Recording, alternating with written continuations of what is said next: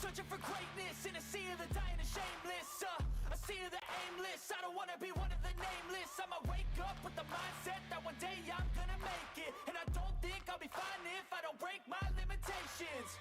Don't try to stop me, I exist to write my own story. I'll make a decision if I want some peace or if I want the glory. Yeah, don't want a life that is complacent or possibly boring. I just want a life that is worth every day exploring. My whole life I just wanted someone who would notice me. My whole life I just wanted to be somebody to be. Yeah, I just wanna be great. Yeah, I just wanna be great.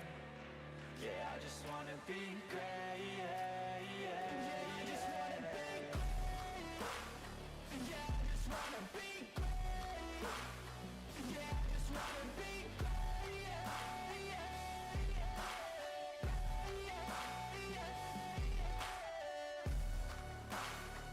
All right, Charlotte Motor Speedway, here we go. The longest race for Sim500 getting ready to kick off. It's the NC811 Cup Series, and it is a special race evening. And it's not only special because, yes, it's Charlotte Motor Speedway, and yes, it's the longest track, or longest race, I should say, of the season. But it's also a race where we go outside of the racetrack and we look at a family, we look at a special individual, and we talk to individuals about their story and stuff. And tonight, we talk about a young man named Judah. Judah is the grandson of Stoney Benfield, and I've actually got Stoney up here in the booth with me, the faster pastor, as we know, but tonight he's grandpa, which I'm hoping is the way. I don't know, maybe we all got different ways of saying grandpa, so I'm just going with that. But Stoney, obviously, tonight we race thinking about your grandson, and it's called the Never Quit 240. And talk about a little bit about the situation, obviously, with your grandson. Share the story, whatever you'd like here, and we appreciate you joining us here. Well, thank you so much. Judah is my 2.5-year-old grandson, and he was diagnosed with leukemia on his second birthday on Christmas Eve a year ago. And he has begun treatments, and his body is responding very well to treatments. He's in a very, very tough phase right now of chemo, but everything is looking good. And as you said before, there's a 95% cure rate. So Psalm 91:16 is the verse that the Lord has given my daughter and son-in-law for Judah's health. And so we're trusting the Lord to touch him and to heal him. And so we're grateful for everybody that came out tonight to honor him. And thank you for participating. Thank you for having me on.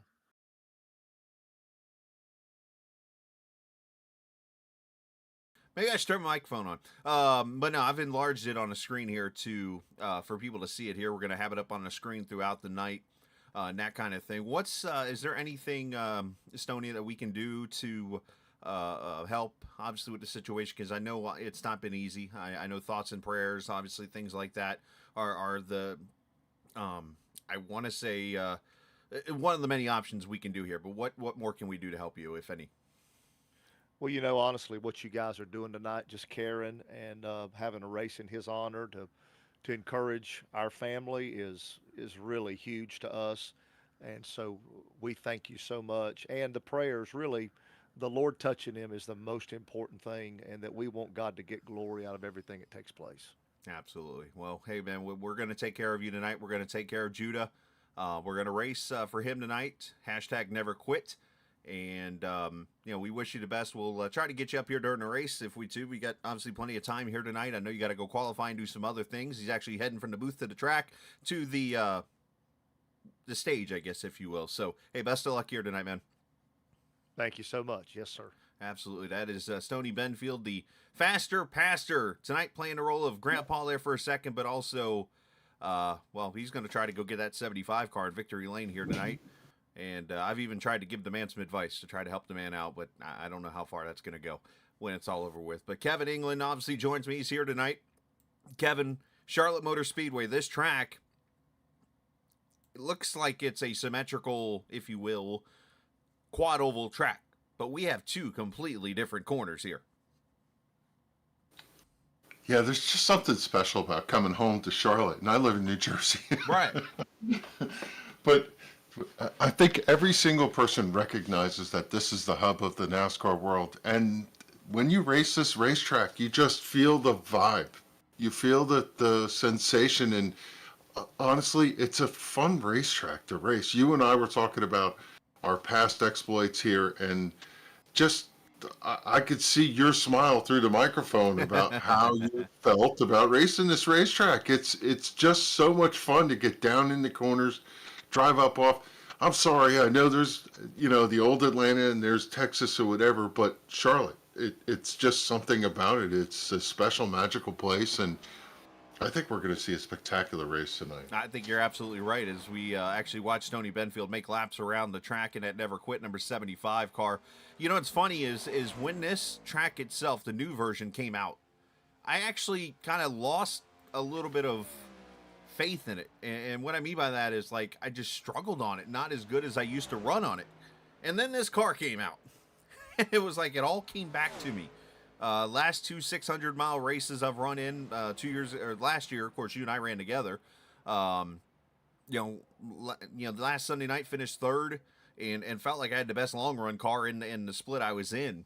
But this track, it's just one of those where if you save your tires on the long run, this car and this track will take care of you back in return. It's funny you say that because I have the same sensation. It's just something about this car in combination with this racetrack makes for an enjoyable experience. A lot of drivers will tell you this car races a little bit like a slot car to them. They don't have that feel that's, you miss that little aspect of seat of the pants feel. But when you come out of the corner here, for some reason, you could just feel the way the car pitches in the corner, how it goes through the bumps, how it has traction or slips or slides or whatever. And I agree with you. There's just something about the feel that you get running this racetrack that's different than anything else in the sim. And of course, tonight being the longest race of the season, it's one of those rare races where we're actually going to transition tonight. And I say that for the sake of usually every race for Sim500 is ran in the middle of the daytime with really hot weather. But a lot of the drivers were saying, hey, man, let's do it like they do it. Let's put it up here at the evening time. Let's transition it tonight. And, put on what is the closest thing that Sim500 runs to the Coca-Cola 600 race, or the World 600 as the old schoolers like to call it. And, I'm looking forward to that here as that aspect, because the track does get, as I learned really quickly, the track gets grippy really quick when you're out there and this darkness comes, because as that sun goes down, the track temp goes down, and this is probably one of the most sensitive tracks when it comes to the tire wear and stuff in the series.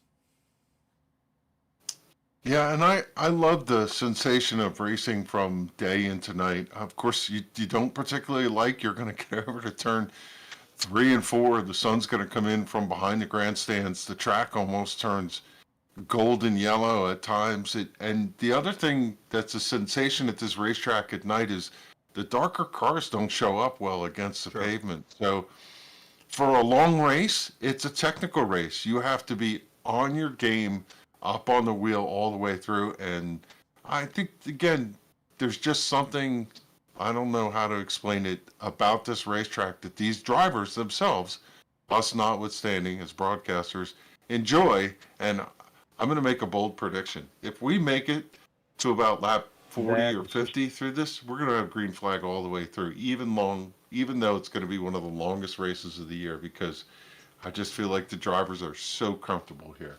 Let's send it down to the track here. Tony Benfield's actually going to do an invocation for the series, and we're going to listen to the drivers' meeting. Yeah, guys, I should have asked everybody to keep the cars off the track. That's my apologies, but appreciate Tony doing that. That's something I wanted him to do all season. We haven't hit on it, but appreciate everybody allowing us to do that. But anyways, guys, we know what tonight's about. Again, a 2-year-old fighting leukemia. Sometimes we take this game a little too serious, a little too far at times. And nights like tonight are what I think put our feet back on the ground and make us realize what we're really here to do. So I know Judea's going to be watching. Him and his mother, his father, they're going to be watching this race tonight. So let's put on a note. Just remember to keep our chat down. We don't give a shit about the cat, the dog, what you did for dinner. Let's keep race chat quiet. If you've got something to say to someone, please do it on Discord. Remember, we have a great race review afterwards, open to everybody. Again, thanks so much for everybody coming out. Good luck tonight. Have fun. There you go, the words of Joey Justina. Unfortunately, missed the invocation there for a second, but still some great words there. Hey, just an FYI, Mike Montesi had not a headset. He listened out of the speakers out of his. Anyways, it's Ron Holyfield being Ron. So basically, the invocation there being done by Stoney, it was cool. Didn't get a chance to unfortunately hear it there, but we appreciate what he is doing, and obviously we wish them nothing but the best with their recovery. And I speak from just personally here for a second to the Captain Esports Network side. If there's anything I can do, obviously, to help, please do not be afraid to reach out over here on the stream or whatnot. But the starting lineup across the screen you see is Brian Macklin on the pole, and that is last season's winner here at Charlotte Motor Speedway. He is on the pole. Pedro Mojica, who's become the hottest driver in the Cup Series, going to be on the outside of the front row as we throw up the race information tonight. 160 laps, and you made the call, Kev. If we go, was it 50 laps? You said we would go caution free the rest of the way. Yeah, that's my. I don't know. Something whispered to me today that that's the way it's going to go down. Nothing wrong with that. Now, you see, it's $50 to the winner tonight, believe it or not. So this is something they do every single season in this 240-mile race, $50 to the winner. 4 extra sets of tires. So that's 1 extra set tonight that they use. Usually it's 3. Tonight it's 400% fuel, which gets you 62 to 67 laps. You know how I know it's 67 laps? How? That's how far I went on. Or actually, I went to 70 at one point. But you can go about 67 on a tank fuel. Okay. That's how I know. Hey, appreciate the viewers watching here tonight. Welcome back on a Monday night after a week off for Memorial Day. But tonight, we race for Judah. Never quit, hashtag, as we go green for 240 miles at the Charlotte Motor Speedway on a Monday night Sim500 racing. Or not. We got delayed. Looks like a delay, yeah. That's called calling the start and noticing their pacing still. So close and yet so far.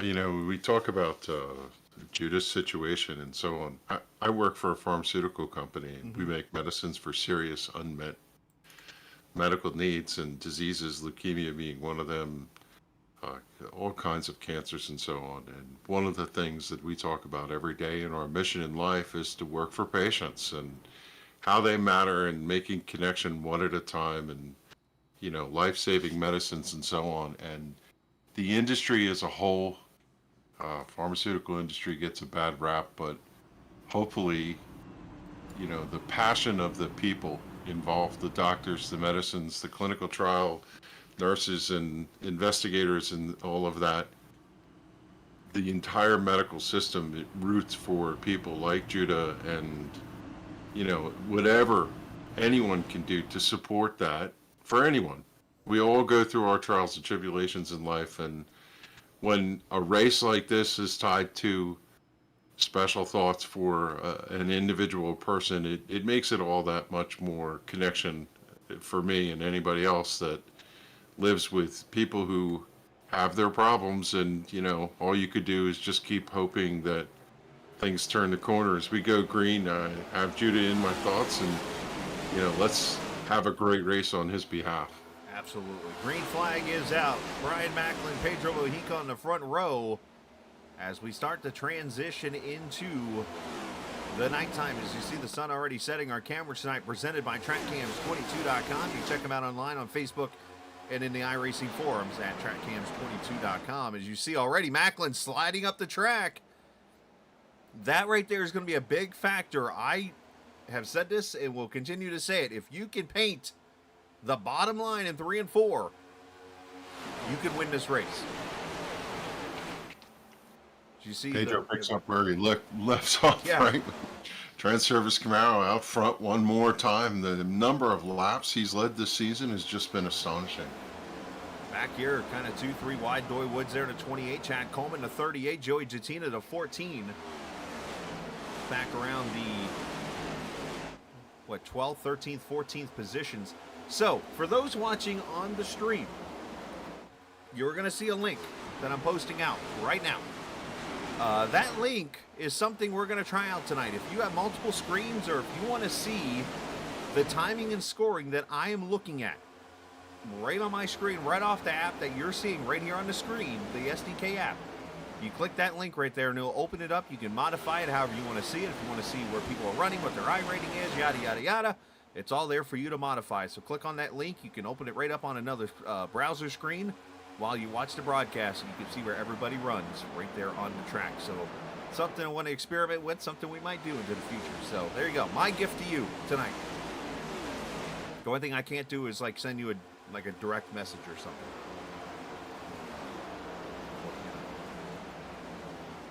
All things are possible. You're right. Contact between two cars over there in turn 4. Looks like Robert Friery up in the high line in the 77. He's under assault from the 10 of Richard Beasley. They came up, just brushed sides together there. Beasley yanked the car down, was able to get off of him, but now he comes out of turn number 2 with that position. He's going to slide up and take it off as he'll give chase to Tyler Dalton, who has David Comstock stepped out in front of him and has moved through. A couple of these guys have a little speed here early. How about Patrick Colby running 5th right now, looking for 4th underneath Jose? Colby with a good qualifying run there, as you're seeing this track already starting to gain some grip. Matter of fact, let me put the weather up here over on the right side of the screen where you can see where we're at right now. Track temp at 82 degrees, and it's just going to get cooler as that sun sets. Now, the high line will work here at Charlotte, by the way. Don't let me fool you by just talking about the bottom line. Somebody got squeezed into the outside wall back there going to the backstretch, but the top line will work, especially under attack, or if you're trying to get some momentum, but just be warned, it's going to eat up tires really quickly when you do it.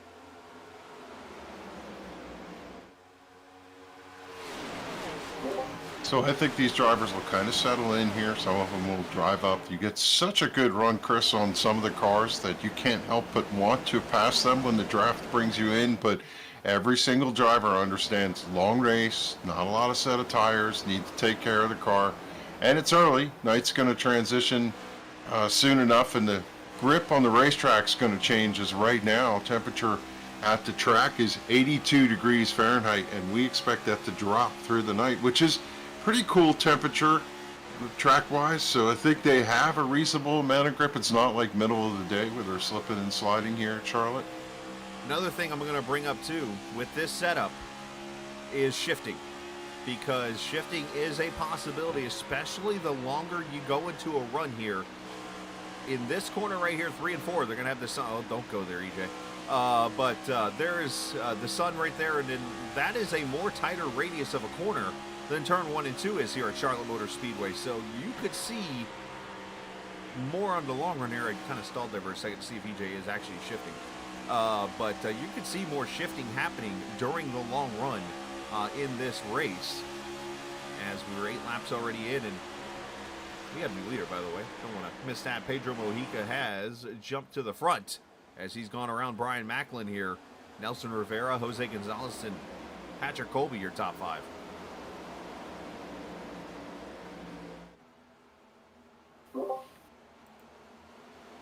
Yeah, right now I think everybody's just kind of settled in, logging laps, getting some feel for the car. It does take a bit for the tires to come up to temperature and for you to get a sense of how the car is going to perform. You know, sometimes, Chris, they get in that practice mode where they're out there just buzzing off laps and doing whatever, but when you get into the race, it does take 8, 10, 12 laps for you to settle in, get a feel for the car, and then you start to see drivers saying, what do I have? How can I make my moves? Right now, Pedro out in front of Brian as it has been from lap 2 or 3. Nelson Rivera sitting there, Jose Gonzalez, Patrick Colby, all content to run nose to tail here as they run down the banking into turn number 3.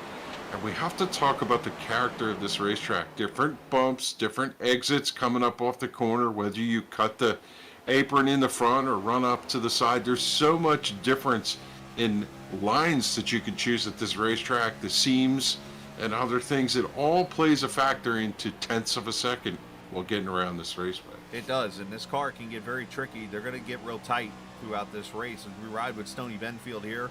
Down the back straightaway, shout out to Kip Cook, who's watching, and Corey Gibbs, and Missy Benfield, Barbara Pinion, T.S. Ritchie 1, Kerry Brown also watching, James Boger, Hannah Lunsford cheering on Dad in the 75. As we all race again for Judah. That's the photo of the young man over to the right there on the screen. The hashtag never quit. And that is the race tonight, the Never Quit 240 here. We're 13 laps in. Stoney doing a good job. Just being patient here behind Charles Woods, and he's actually listening to what I told him. I told him back up the corner in 3 and 4. I actually gave Stoney some advice. And I said, you Bob Ross that white line or blue line, which means Bob Ross, you paint it. Don't get off it.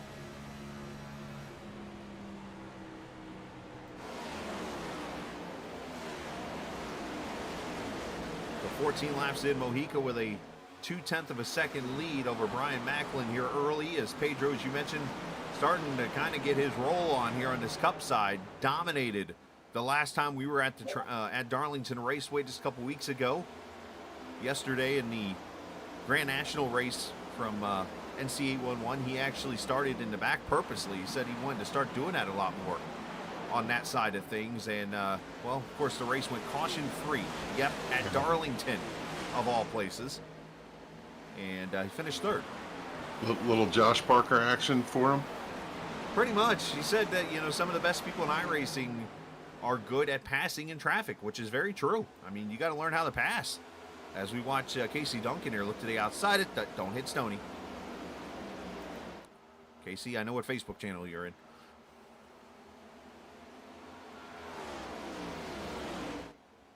A little bit of a contest up here for 5th place. Nelson Rivera looking underneath the number... That's the 9. 9 car of Patrick Colby.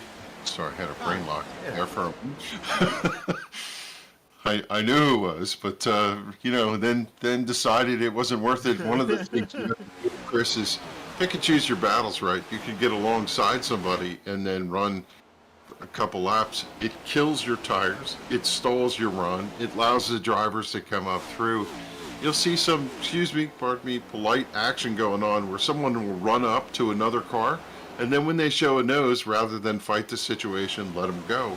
So that is a characteristic of this type of racetrack where long runs matter, and you're really just racing the racetrack at some, you know, respect, and not so much a competition at given times. You pick and choose your battles.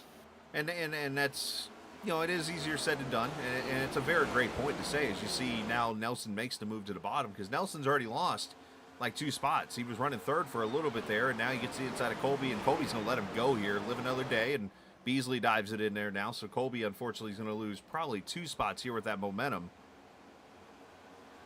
And now Dalton's going to try to get in there and make the pass here. But yeah, you still got 160 laps.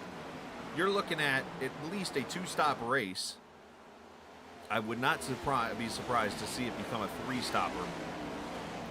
But somebody out there is going to try to go 55 laps, which is easily done, but by 55 you do 110 and then you go 50 the rest of the way. But there's so many different strategies we could see, and of course the million-dollar question, if and or when we get yellows. Yeah, see the Justin Fuller car out there tonight, running the number 21 in memory of Ed, and haven't seen much of him this season, but every time he shows up, he's had a strong run, and this is his kind of racetrack. You know, we talk about, Chris, sometimes the hard chargers, the Kevin DeBrowns, the EJ O'Rourke's and whatever, but some of these drivers who have speed, This track doesn't really require you to be a hard charger, and you can capitalize on that. Although he's under assault right now from the 31 of Eric Arnold down low, painting that blue line as they come up off turn 2, trying to get him. But just, one of those drivers that doesn't come out here regularly, but when he does show up, Justin Fuller's name's usually in the call somewhere along the line. He sure does. And one guy I do want to call out to is that 13 place car, VJ O'Rourke. He's up 11 spots, and it's not because he's up 11 spots. That's a good thing. But the line he's running, he has not changed his lane at all throughout this race. Look where he's at. He's running the Larson line, pretty much. He's almost using a diamond type of look. He's going right up there against the boards and then almost driving it off, making the straightaway as long as possible, carrying the RPM. I'm curious to know what his tires look like compared to somebody who literally puts it down on the white line and stuff.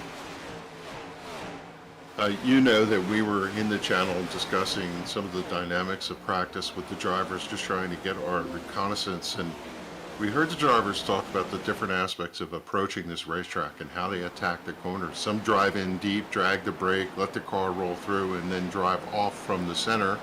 Others back the corner up, meaning let off really early and then drive from the center off as hard as they can.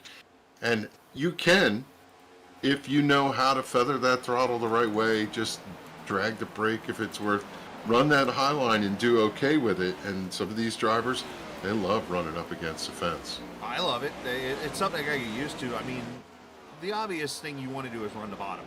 But one of the funnest things you get the opportunity to do when you can is get up there against that wall. And the sensation when you're able to carry that speed and have that momentum to get the run, as you see here, to see if he can carry the momentum off the corner. You're not able to, as you see Glazier back there kind of, I don't want to say glance off the wall, but kind of paint it a little bit there. And look at that, how EJ was able to get the speed and the run on the 9. Now with Joey Jattina chopping the nose of the 9, he should be able to complete the pass here. Might even be able to cross over the 14 here. Not quite the run, but that high line can work, like I said here. It's just a matter of how much you burn up the tires.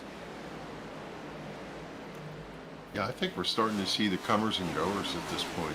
Starting to see some drivers slipping and sliding, letting other drivers roll through.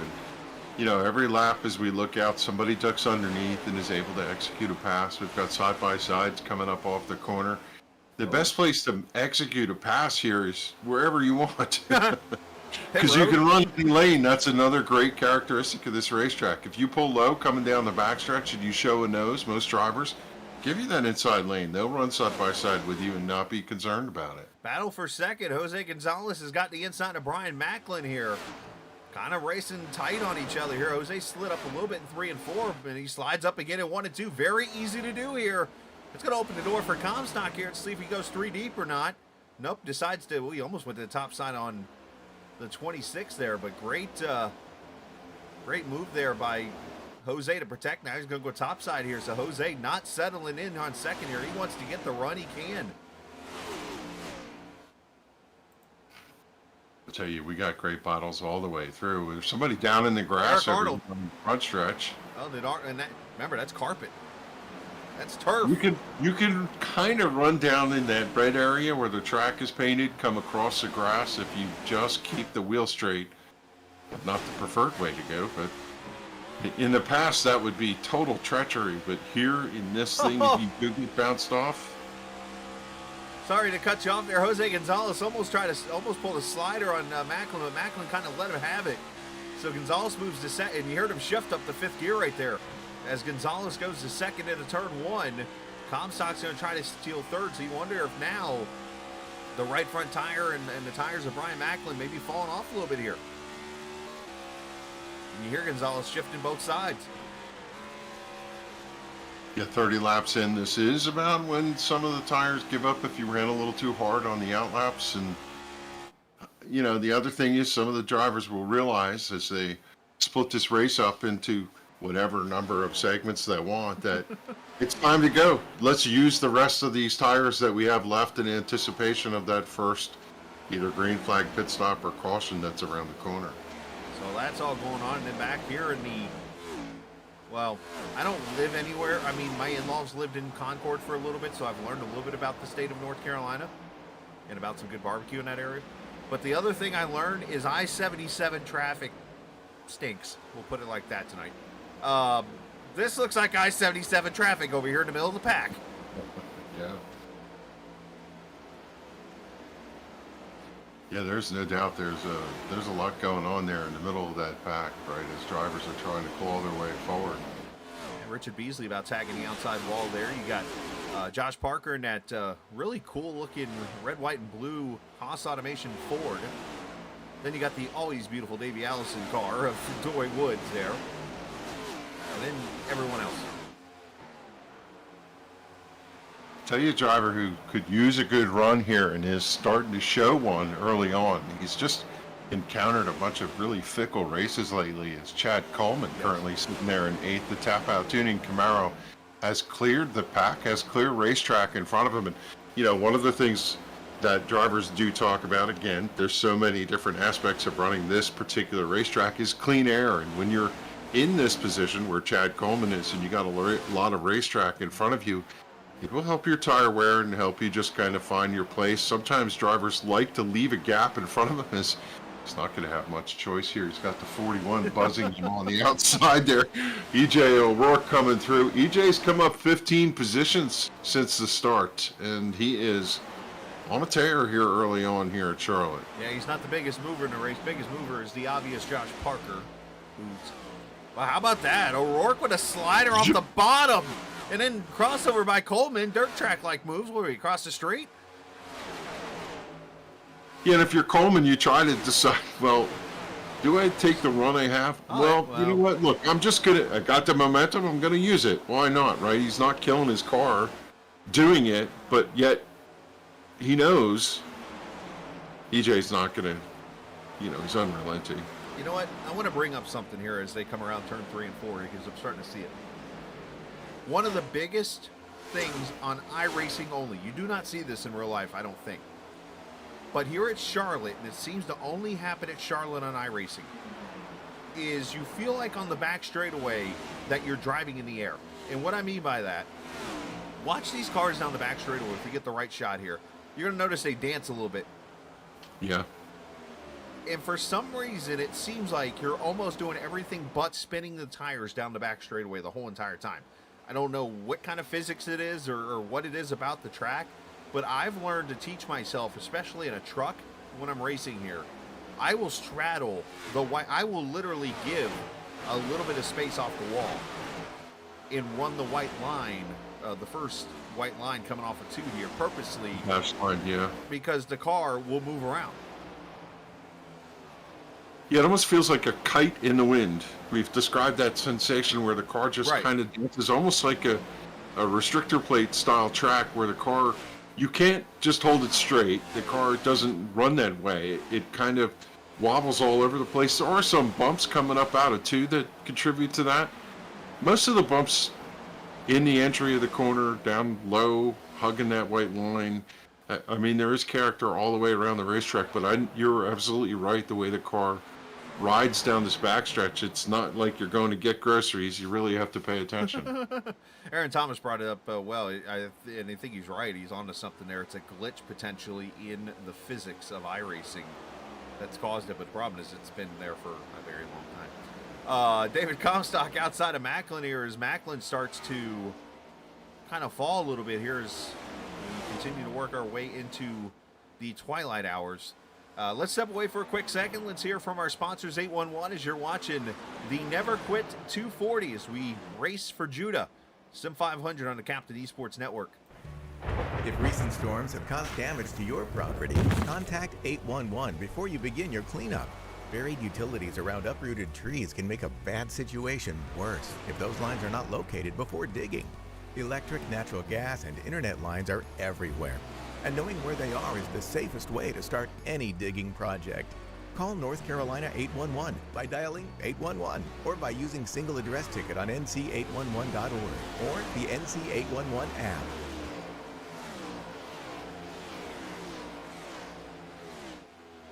All right, back we are here at the formerly known Lowe's Motor Speedway. Charlotte Motor Speedway now again. as it used to be called.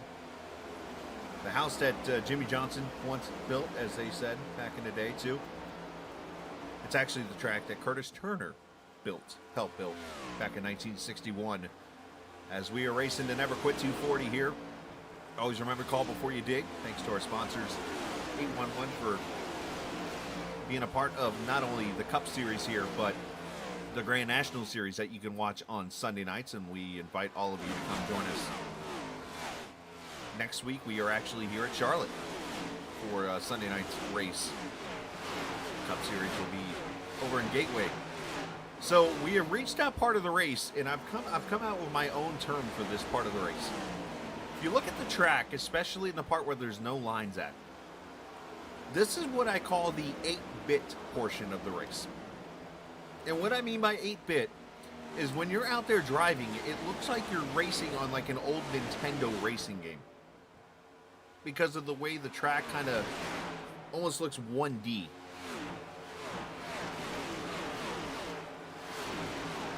Yeah, when they designed this particular build of the racetrack, they had just, I guess, somewhat repaved it. As EJ work in the back, in the wall over there, out of turn number 2, the car just did not set, drifted up, banged the right side. Able to keep it going, but that allows the 38 to drive to his outside. After all that work EJ did to get around Coleman, just gave it up in one corner, but none the worse for the wear. He charges on as the 81 goes underneath him. Something I just caught. EJ never shifted to 5th gear. He went 4th gear all the way into 1 and 2 there, 9,200 RPM. Now, remember this too about this car. When you run the lower gear, it gives you more revs. And you know what? I got to jump to this. Burn more fuel. I got to jump to this battle up ahead here because I'm looking at almost 3 wide racing up out of the windshield. I don't know if anybody can see that too with me. But these 3 here were pretty much 3 wide the whole entire last lap. Comstock, Tyler Dalton, Nelson Rivera. Yeah, there's racing all the way around the track, except for the 58. He is Yeah, he gone. once again checked out. He's probably got a full quarter of a corner. Oh, Comstock too lead. high. You had the 58 just crossed the line. Now the 26 is at the line with a small gaggle. A couple cars right behind him. Glenn Campbell having a good run. And then behind them is the Hornet's Nest. There's probably 30 cars tussling there through the middle of the pack. And then you have a bunch of strays and a bit of a conveyor belt all the way back to the 17, who's just kind of hanging on to the back end, hoping that maybe a caution will come his way. Looked like Tommy Ryan or somebody got close to the wall there. It looked like off turn 2 there. I saw some cars scatter out a little bit. But everybody continues on here as Eric Arnold joins this battle. So this here is a gaggle, if you will. Gaggle me this. Anthony Calantoni there, the Talking Giants, number 84. Yeah, this group here, they're all elbows up all the way through every lap. There's a little run here, there's a little run there, there's a little... Yeah, we're not in Kansas anymore. These guys really... I thought they were going 3 wide, sorry. I saw Arnold think about it. I don't understand it. Maybe you can help me this. When you come across that front stretch, do you go out to the outside wall or do you hug the bottom line all the way through? And what is... Man, watching him 3 wide off of turn 2 there. Right in front of Calantoni, you said it. He's got a windshield full of hard chargers there. Doy Woods right in front of him. Mike Kelly's there. Eric Arnold.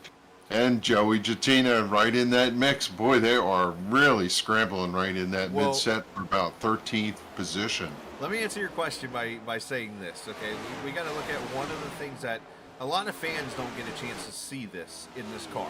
But you felt it when you ran the 600. I felt it running the 600 last week or 2 weeks ago. What was the one thing you noticed a lot in turn 4? The back end stepped out. When you would get over the hump there coming out of the corner. I actually said a couple words you're not supposed to say there off turn 4 a couple times during that race. But basically, because of that, you want to try to go straight off the corner. So what I was trying to do a lot is I would actually try to wrap the blue line the whole entire time and then come off a little. There was a couple of times there was a bumps down there I would hit coming off the corner, but I would try to keep it straight off at that point. Yes, the preferred groove, I think, is you want to slide it out against the wall. But with the speed slowing down as much as we have, I mean, we're looking at lap times right now about 1.6 or so, 1.5, 1.6 seconds off the pace. That allows you to potentially save some tire by not driving it as hard off the corner.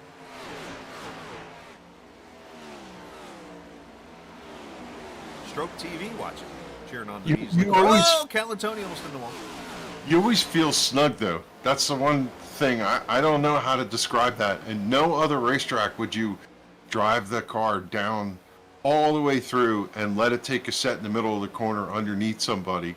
And if you're the driver on the outside, you feel secure enough in your lane on the outside to let somebody come in and you're like, okay, go down there. Wear your stuff out. Go ahead, right? And there is something, and we have to come back to what we were talking about. The texture of the track or whatever is not too dissimilar from when it was first repaved, yet it still has enough slip and slide that gives you that sensation of racing a worn race track, a worn out track surface. So, yeah, it's, well, for whatever reason, the blend here is just perfect. Got a couple cars on pit road here. Charles Van Schaik is on pit road. Nelson Rivera at lap 52.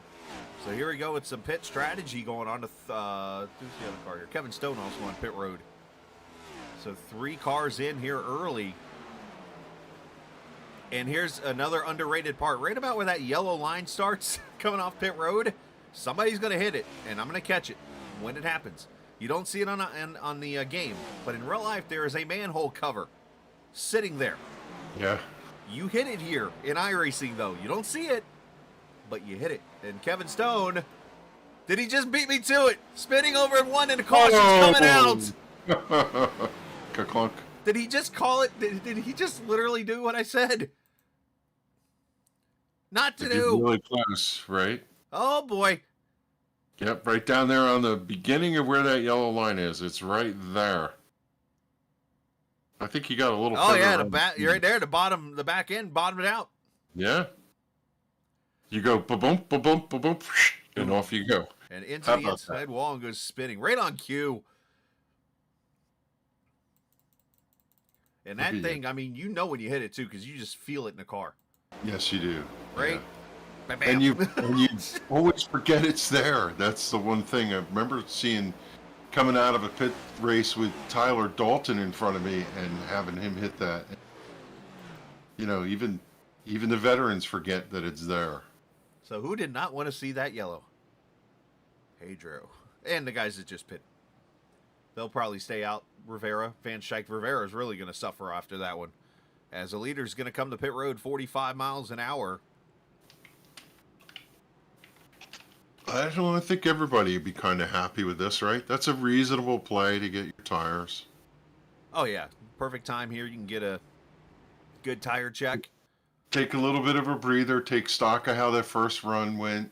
If you ran the car a little too hard or you didn't run it hard enough, you could kind of reset yourself. They got 5 tire sets in this race. So timing-wise, that's not a bad option for when it slots in.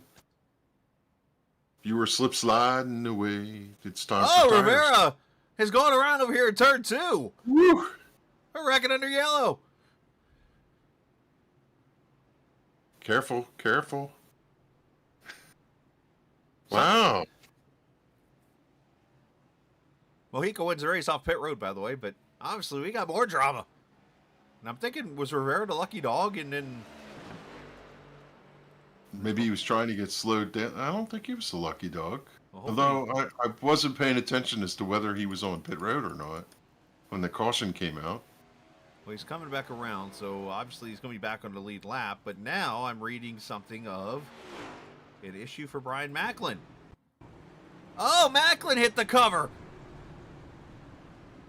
That's 2. I cannot surmise what happened with the 22 there. He's just coming around the corner and the car steps out. Can somebody please hand me a thesaurus? That is very weird what happened for Rivera. All right, so while we're under caution, I've just posted a link again for those watching tonight and curious if you're just joining us. I have posted a link to timing and scoring that basically you are seeing right now on my screen. And matter of fact, let's do this. I usually... Actually, I don't have it set up to where I can show my main screen, but...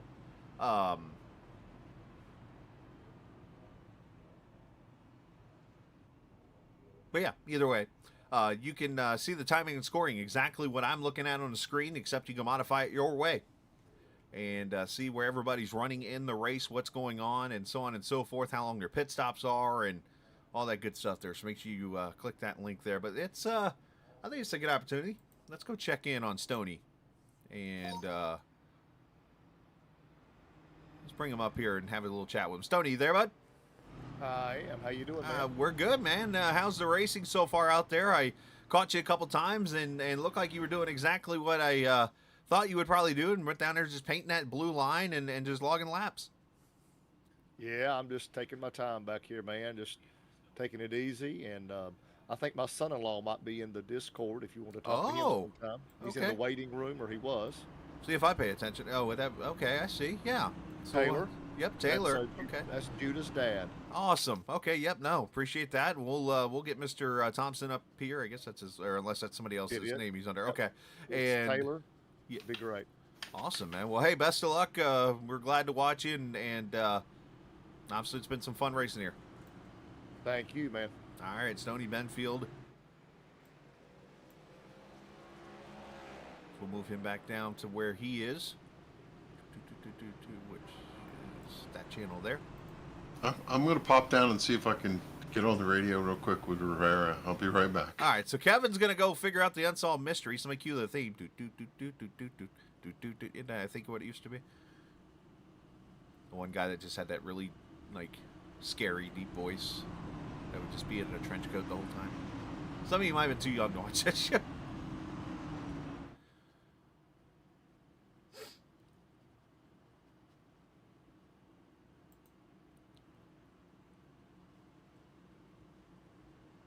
All right, so we're going to bring Judah's dad up here in the booth here during his next run. But before we do so, I think this is a great opportunity as we come to the green here. 103 laps to go in this Never Quit 240 at the Charlotte Motor Speedway. Sim500 in the NC811 Call Before You Dig Cup Series. Sorry, I'm just thinking out loud here. Mystery solved. What we got? Downshifted. Oh, the money shift almost as he pulled it. Interesting. Errant downshift made the car jump out from underneath him. That'll happen. As we go back racing, let's turn it up.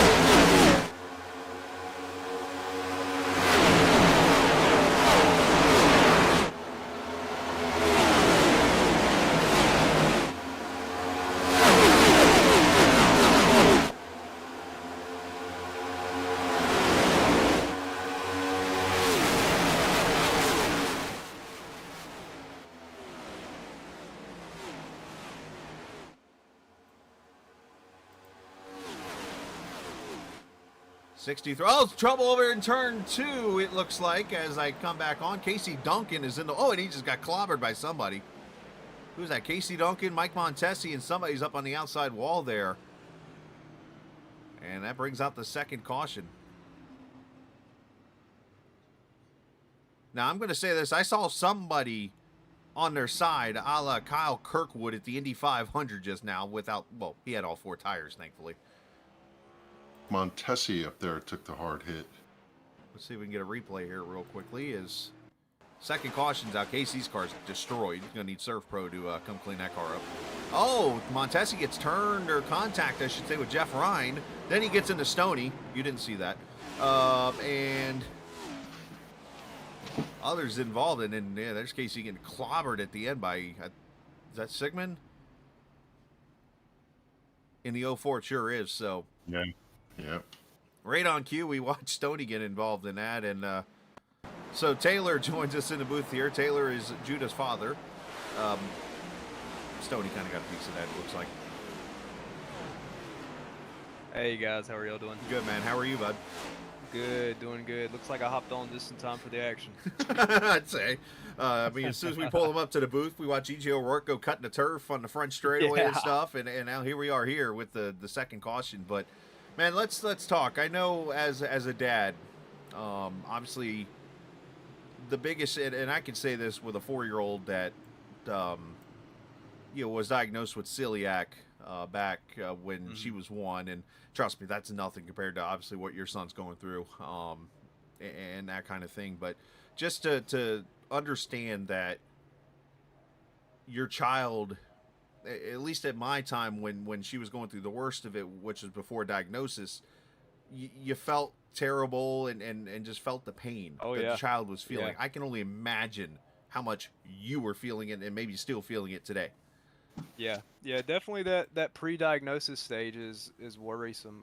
Judah went for a period of almost a month where before he got diagnosed that he hurt his foot, and that his foot never got better, and then he stopped walking completely, couldn't put any weight on his legs, and that was kind of the telltale sign that, hey man, we need to get this checked out. And this is the diagnosis that's been handed to Judah, but he's been handling it very well.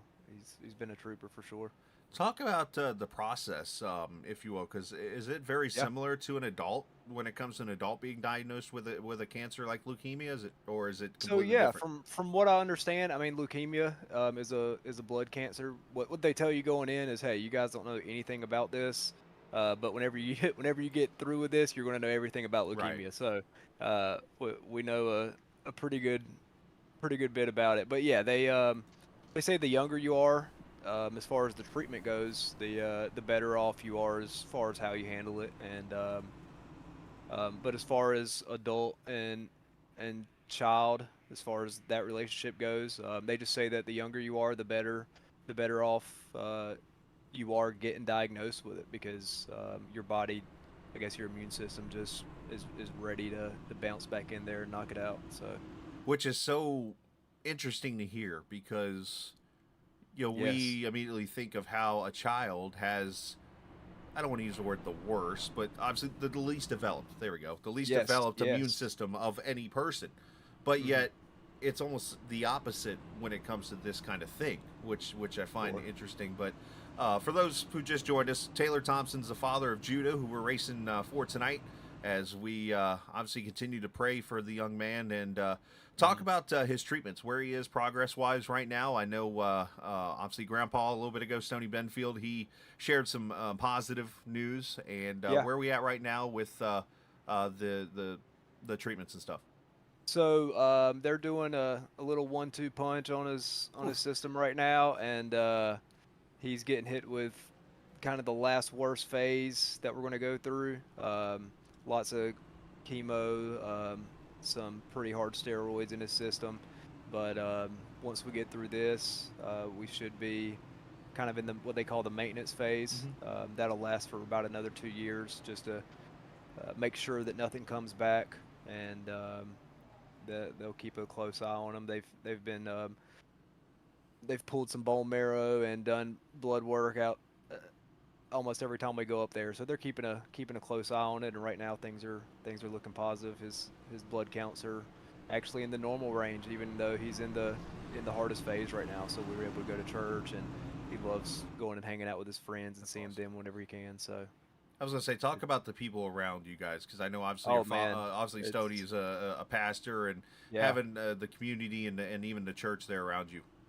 Yeah, man, I couldn't imagine going through this without being part of the church, and the Lord is just like with this race tonight. I mean, we haven't had to ask for anything. The Lord's put it on people's hearts to give and help out, and we're very appreciative, and it's awesome to see Judah's face on the screen, and he's initiated this whole thing, and he's going to see it through. So obviously the question is obviously once he's fought this off and everything, we're going to put a steering wheel in his hand. Absolutely, yes. I probably won't, but Stoney will. Nice. Yeah, for sure. And I listened to your opening remarks on the race a while ago. Do you guys refer to Stoney as the faster pastor? Is that a thing? Apparently. I mean, I learned this through the chat as we watch Jose Gonzalez get freight trained on the top side here. But apparently, like, once the season began, all of a sudden this, I think it was Barbara Pinion and a few others started joining the chat, and they're like, "Go faster, pastor," and I'm like, I'm thinking that's some kind of a meal I like to eat for dinner or something, but it's actually a nickname, because I think. Yes, he's getting a following with some of the people in the church for sure. He talks about it quite a bit from the pulpit. Oh, that's got to be a lot of fun to. Yes. That guy wouldn't have wrecked me.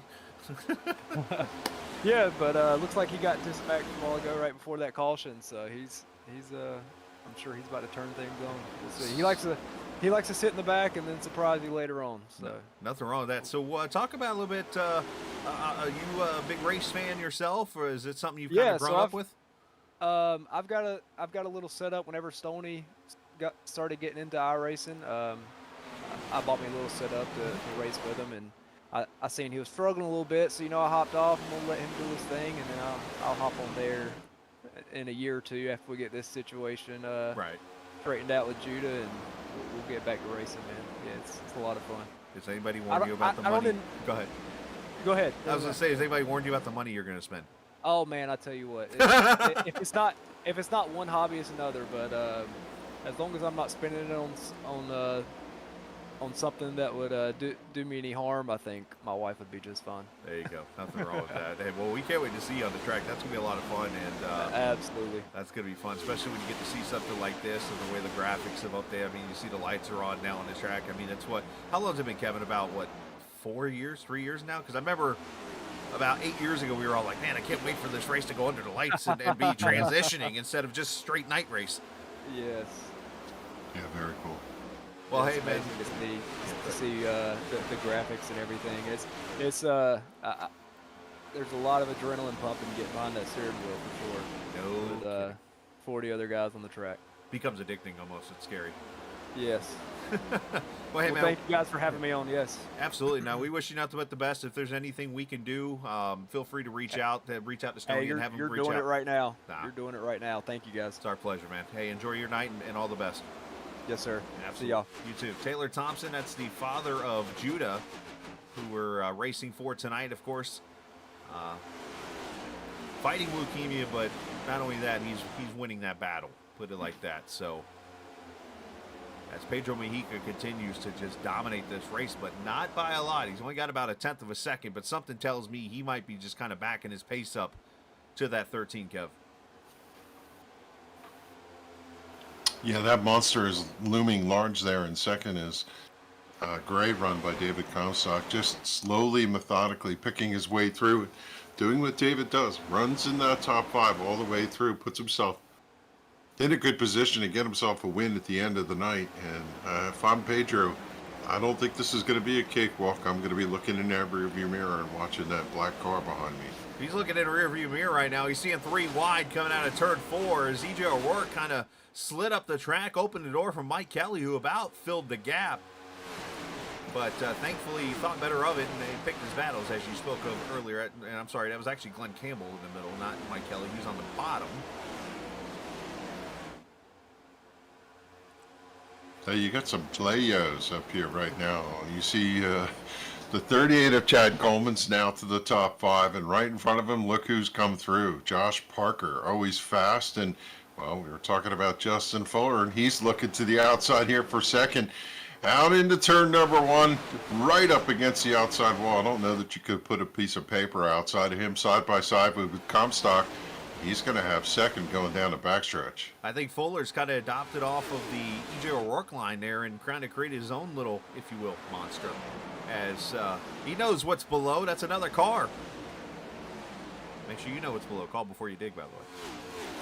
Didn't clear him until right there out of turn number 4. It was a little tedious, but he was able to get that charge out of the corner and carry a little more speed in front. And P2 for the number 21 of Justin Fuller. Now we'll see if he's got something for Pedro out front. Pedro has to love the clean air he's got. If I'm not mistaken, he's our only leader here tonight, even through the exchange of pit stops. So, yeah, he's definitely been a dominator. He's gotten the hang of this car. He got that first win a couple weeks ago, and ever since then, it's been. I'm going to take from Justin here and his Talking Giants versus the world. It's becoming Pedro Mojica versus the world. yeah. As I think Kevin just went bowling. But anyways, down the back stretch. I was rolling around the chair here. There's a 41. Oh my, what a save. You have to go for it. Unbelievable. He got turned in the quarter panel, went down to the apron, and I have absolutely no idea how he picked that car up and saved it. He might not know either, as we saw Stenzel go by a couple others. We saw the end of it here. Let's see if I can find that beautiful bean footage. Incredible. I need to find a way to get Bush's Baked Beans as a sponsor. Just a thought. Carry on. Roll that beautiful bean. See if I can find it. These guys have got fenders on each other coming through the corners here. Revan's racing, and they've got it going on. Mike Kelly was just leaning on the 31 of Eric Arnold coming out of turn number 4. You see Campbell. I wonder if this is a lap here. Unfortunately, I don't. Oh, yeah, Campbell's leaning on him right Right here. here. Wow. Down on the apron, full Whoa! speed, and back out on the racetrack, and somehow managed to keep it from going to the fence. If you ride behind the car and watch that, you think there's no way he's coming out the other side. How Ain't did no the way. others stay off of him like that? The more better question here. They had to see him coming. Ain't no way. You know that? I've got nothing on that one. Wow. Incredible save. I was going to show you it again, but I've lost the spot on the replay. Great producer I am.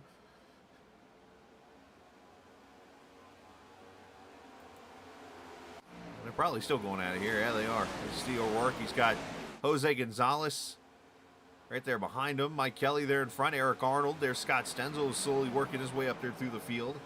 This is back around the, where are we at? 14th position here.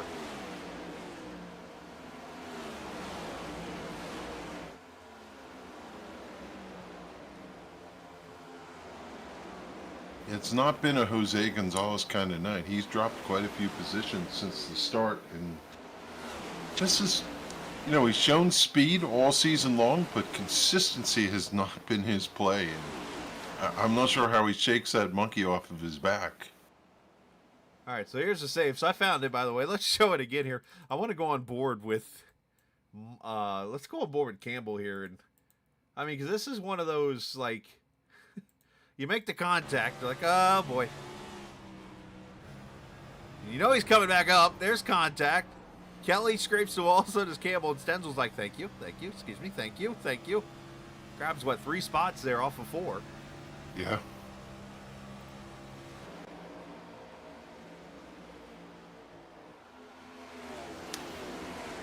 Yeah, I would imagine, you know, how do you, when you're E.J. O'Rourke and you have one of those moments, you come out the other side and you say, well, okay, I got a second chance. Let me take every opportunity of that. And you just keep your foot in it and off you go. Ooh, O'Rourke into the wall there. Got As 3. he scrapes the wall. And there's 3 wide in front is Kelly, Arnold, Stenzel.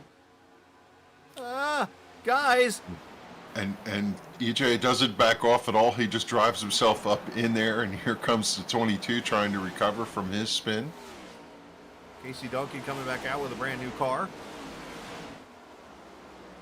Extensive repairs on that number 71.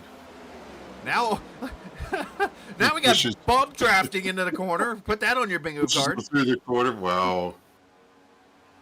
Here's a little help. Personal comfort. Let me give you some comfort by shoving you through out of a three wide. You know, these are the kind of moments as a racer that you don't care how the whole race turns out. You remember these little bitty things. You know, think at the end of this race how EJ O'Rourke is going to remember this race and the different moments. And, you know, drivers, I don't know, they're like an elephant. They never forget. They remember all these little things that occurred during the race and live in that moment. Sometimes you have just more fun doing that stuff and you don't care how you finish. It is some of the fun stuff you can do, and that's why EJ's up there in the wall again. He's wearing that right side off that car, but needless to say, that's part of what makes this race fun. I mean, I said it a little bit ago. Last night they ran Darlington in the B car, which is the Xfinity car in iRacing, and went caution-free. Think about that for a second. Yeah, Darlington, no less. So 5/10 or a half second, as we like to call it in racing. The lead between Mojica and Fuller. He's got about 3/10 on Comstock. Like, I want to move the camera, but I just feel like something's brewing right here.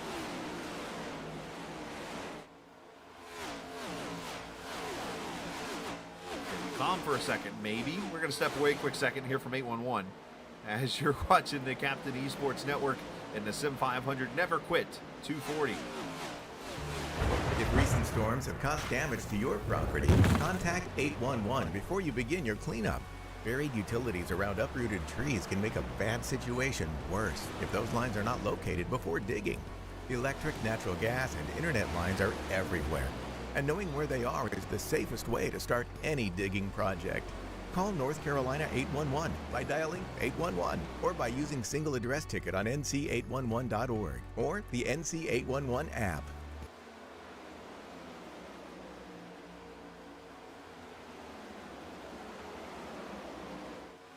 All right, back we are here at the Never Quit 240 Sim500 in the NC811 Cup Series. The longest race of the season, just past the halfway point. Some races are almost over at this point. We still got a whole 70 laps to go. The lights are on. My favorite, one of my favorite old school hip hop groups, Houdini, and the song "Freaks Come Out at Night." The racers come out at night.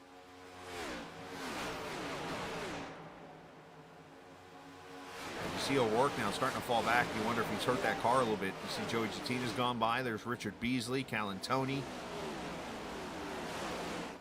And up here for second, Comstock is reeled back in. Justin Fuller, and he's done it up there on the top side. Oh, there's that looseness off 4 we were talking about with Fuller. Yeah. It's almost like the car gets light. Let the car go, right? You just let it go. Yeah, I mean, it almost straightens itself out a majority of the time, but it's like that one time you get complacent, zing, it goes around. Yeah, you slide and then eventually the front end swings back out. You could drive it straight out of it, but you have to have a steel constitution to allow that to go at lap after lap, you know, because if you keep sliding it, you're going to heat that right rear up, and then the car eventually doesn't come back straight. It just goes around. Shout out to I'm sorry. We were talking about hard chargers, right? And we look at the hard chargers have been rewarded with these long runs. Comstock, Fuller, Parker, Macklin, even Tommy Ryan, smooth as glass, long run, and so on. The one driver I see struggling tonight, which is a hard charger, and I'm surprised, is Kevin DeBrown. He was off that first group, and that pack we were watching caught him, and they're all riding around him. I'm not sure if he's got damage to the car, maybe from that incident earlier that we didn't pick up, but that 93 does not look like it's got the horsepower it needs tonight to be a contender.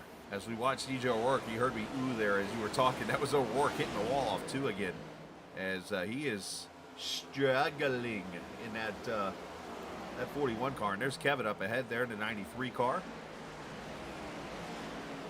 Under attack there from Beasley, gives up that spot. But I was going to say, if you're enjoying the stream tonight, make sure you hit that subscribe button if you're new. You get notifications when we're broadcasting. Of course, now we're getting back into the race mode.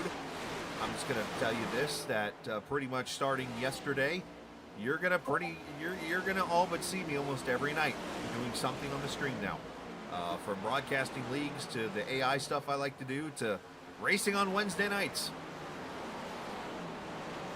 And if you watched me 2 weeks ago at Daytona, as Kevin Brown's going to come to pit road here.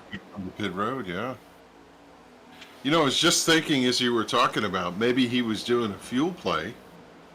But I have to think there's some sort of damage and the car is just not running and he's decided to cut bait. Maybe he's pitting a little bit short pit style and getting the car fixed.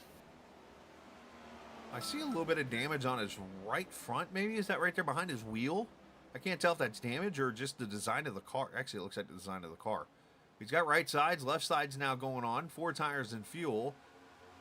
And just a straight up pit stop here with 63 laps to go. So he's in the window to make this stop and make it the rest of the way. So very intriguing to see what Kevin does with this strategy. So as most of these guys are at about 41 to 42 laps on this run. So a short fill, or not a short fill, but a short stint, if you will, by Kevin Brown. We'll see how that works out for him. But, You know, I was just going to say before he pulled in and wrecked my theory is maybe he was saving gas or doing something to kind of run an alternative pace to these guys who were out front and just blazing tonight. we watch Macklin about tag the wall there off turn 2, the 2022 winner of this race. Appreciate as I was saying, though, the viewers, though, tonight. I saw us get up over 30, I think, at one point, sitting at 25 strong. Would love for you guys to come join us on Sunday nights also. I know, obviously, church night and things like that, but last night, by the way, for those who didn't see the multitasking effort, I invite you to go see last night's broadcast and how I wrote a news article for the Cup race because it didn't end until after 9 o'clock, and cover a broadcast of this series last night. You're a man of many talents there, Chris. I don't know if it was talents or not, but it was just straight luck that it worked out the way it did. Hey, look up front here. David Comstock has all of a sudden put the fishing reel out there and has hooked in Pedro Mojica for the lead. Catching him's one thing, passing him is another. Right now, it seems like he may be content. 60 laps to go, still a long way.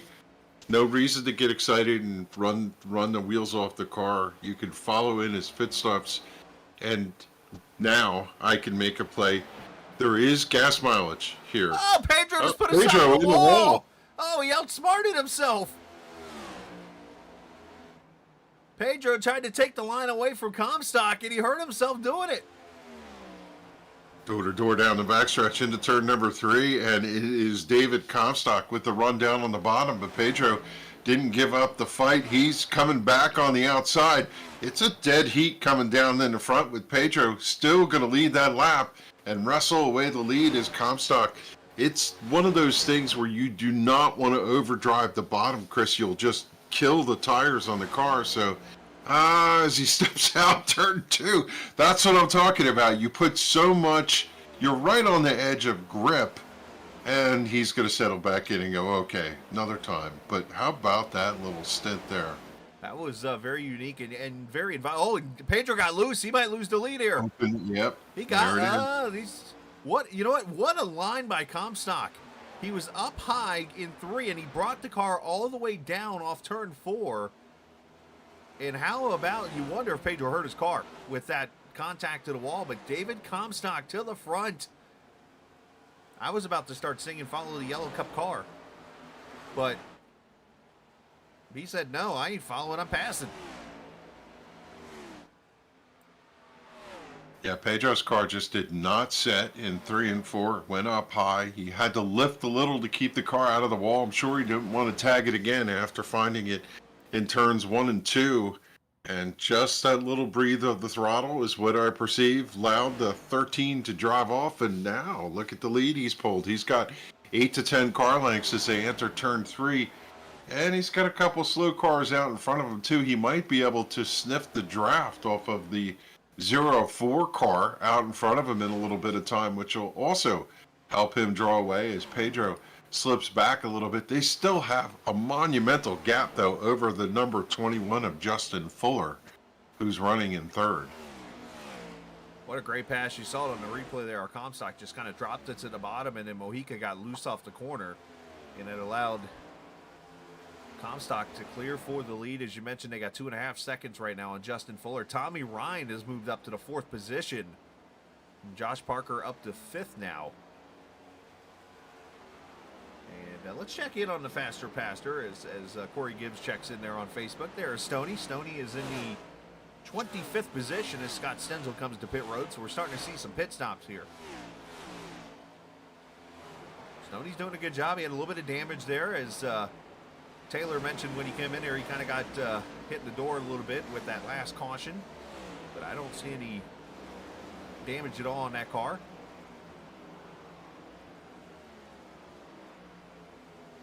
My sense is, as we watch the action, it's going to be feeding time at the zoo. Now, drivers are trying to strike that balance. If they pit, caution comes out, they could risk losing a lot of track position and go a lap down.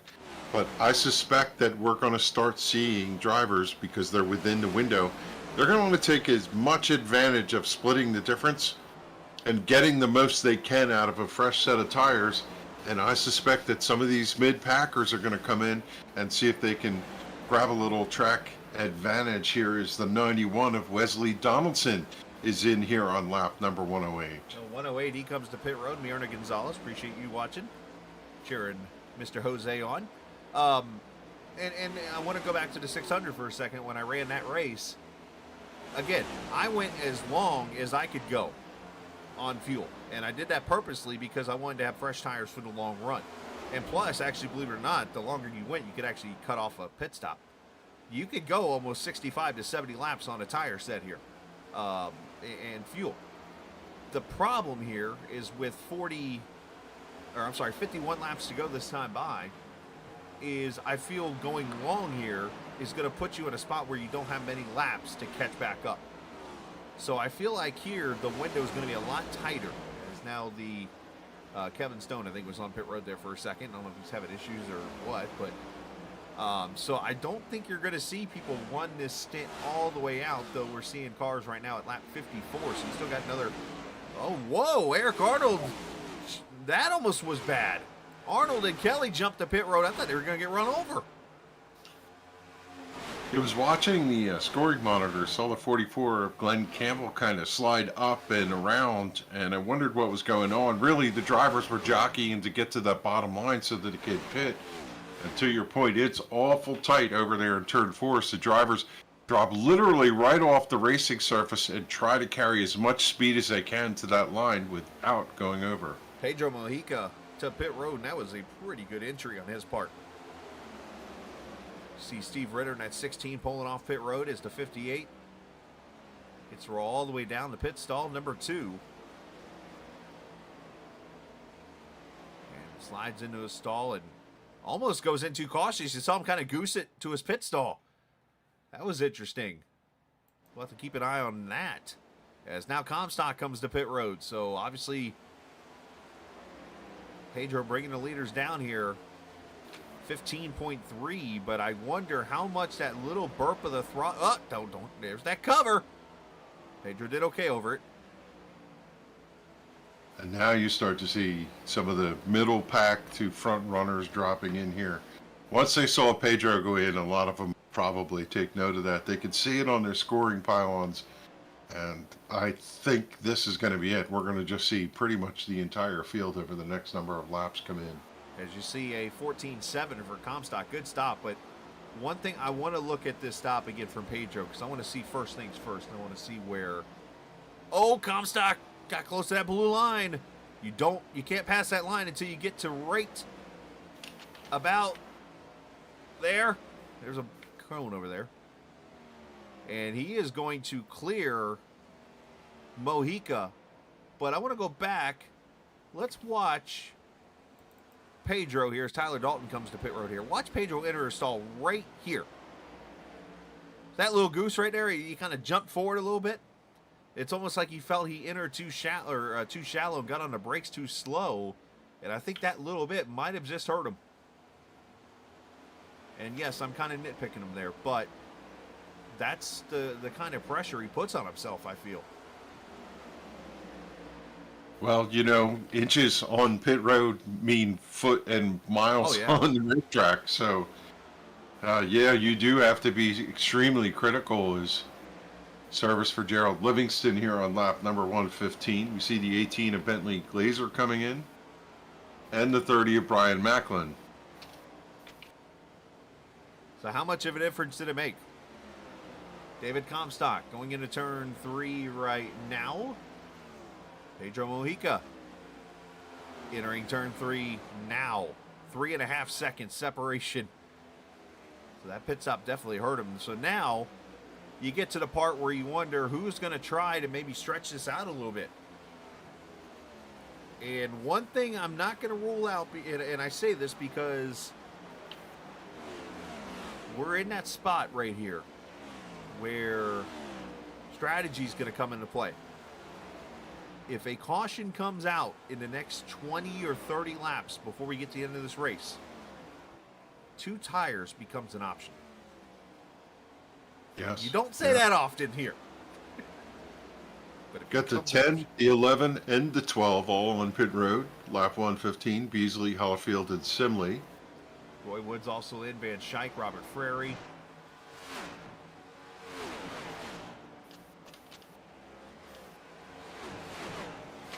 And we're about to have a battle for the lead up here as Comstock goes blowing through. Boy, that car looked awful nervous coming up off of turn 4 for Justin Fuller. As Josh Parker comes to pit road in the 81. EJ O'Rourke on pit road.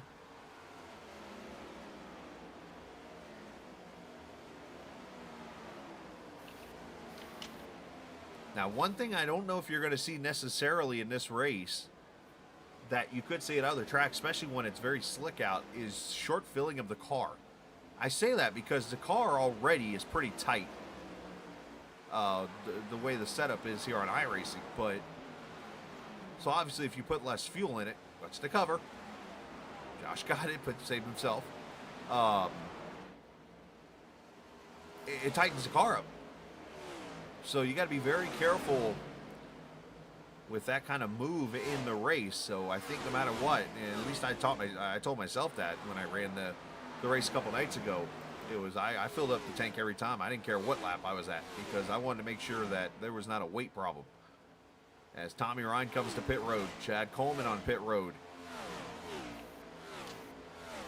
Some of these guys, they don't care. They have the car control that they need, and if you spend, you go from 7.1 seconds to 5.3 seconds, that extra 2 seconds might mean 3 or 4 positions on the racetrack. Yeah. Just from a pit road stop. So they're willing to take that battle. That's why you see some of these late pits for Coleman, for the 99. And, we think about when some of these drivers came to pit road, they were at lap 110 when we first started seeing it. It's 11 laps later now, and we're seeing the 38 of Chad Coleman come in. So a lot of different strategies and thoughts on this, and we just have to wait to see how it plays out. The one thing that I'll say to you, Chris, is get in there and get it done. There's no benefit now to waiting a little bit longer. I think you're really doing yourself some harm.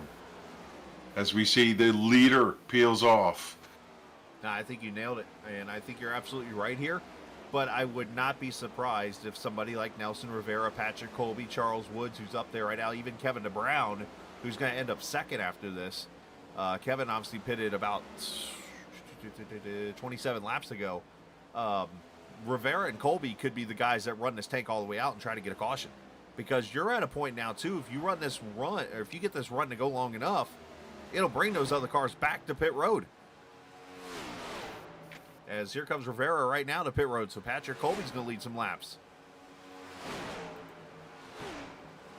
The other thing is, if there is a late caution, you have some of the freshest tires. You might risk staying out and getting that track position. So again, there's so many different schools of thought on this.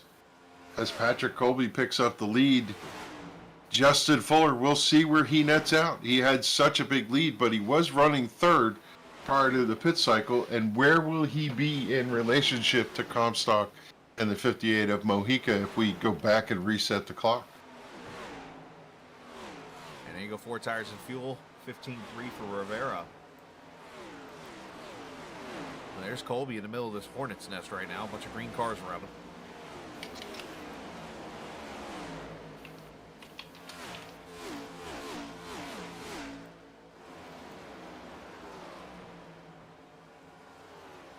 Jimmy Coleman, haven't said his name all night. Good to see him on track. That's got to be for Colby to lead some laps. Why not, right? Get a little, I mean, not that I try not to make TV time for everybody, but, you know, putting that American muscle Mustang out front there.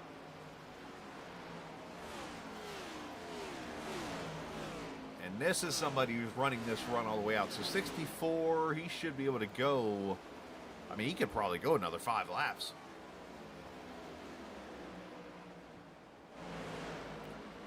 He's slowing up here. I wonder if this is... Nope, he's going to keep going.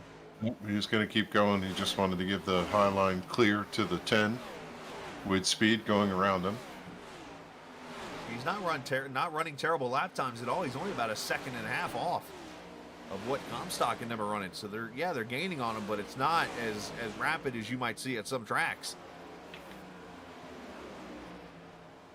Well, and if the caution comes out, some of these drivers have a set of tires laying in there, of course, because we've gone green so long that the whole field might go in and get fresh tires, and that would be a good track position play. So if I'm him, I'm going to run till I'm on vapors.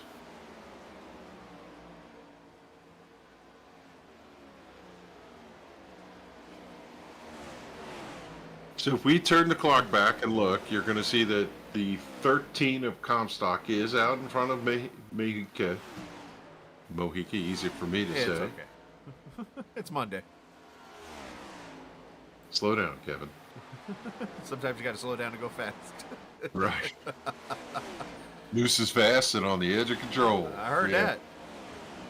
Tyler Dalton got a battle here for 6th as Dalton looks to the inside, or peeked at him there. Now he's going to try maybe topside here on Gonzalez.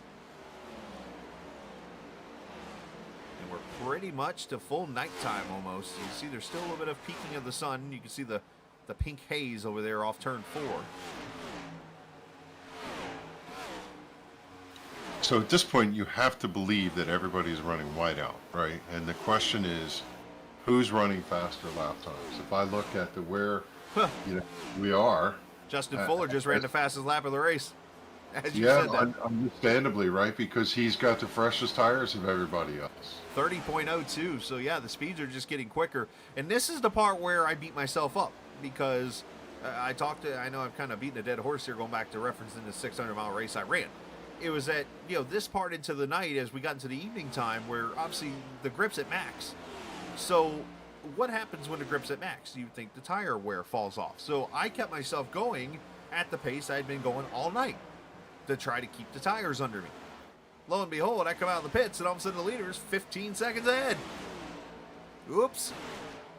So you got to be careful of that. Well, there's something to be said, too, about pacing yourself and then having the filter come off, right? We heard the drivers, even from yesterday's Cup race and the Xfinity race and the truck race, the fuel mileage game when it goes out and you can stomp on that gas pedal. I'm looking at the lap times right now for Pedro Mojica.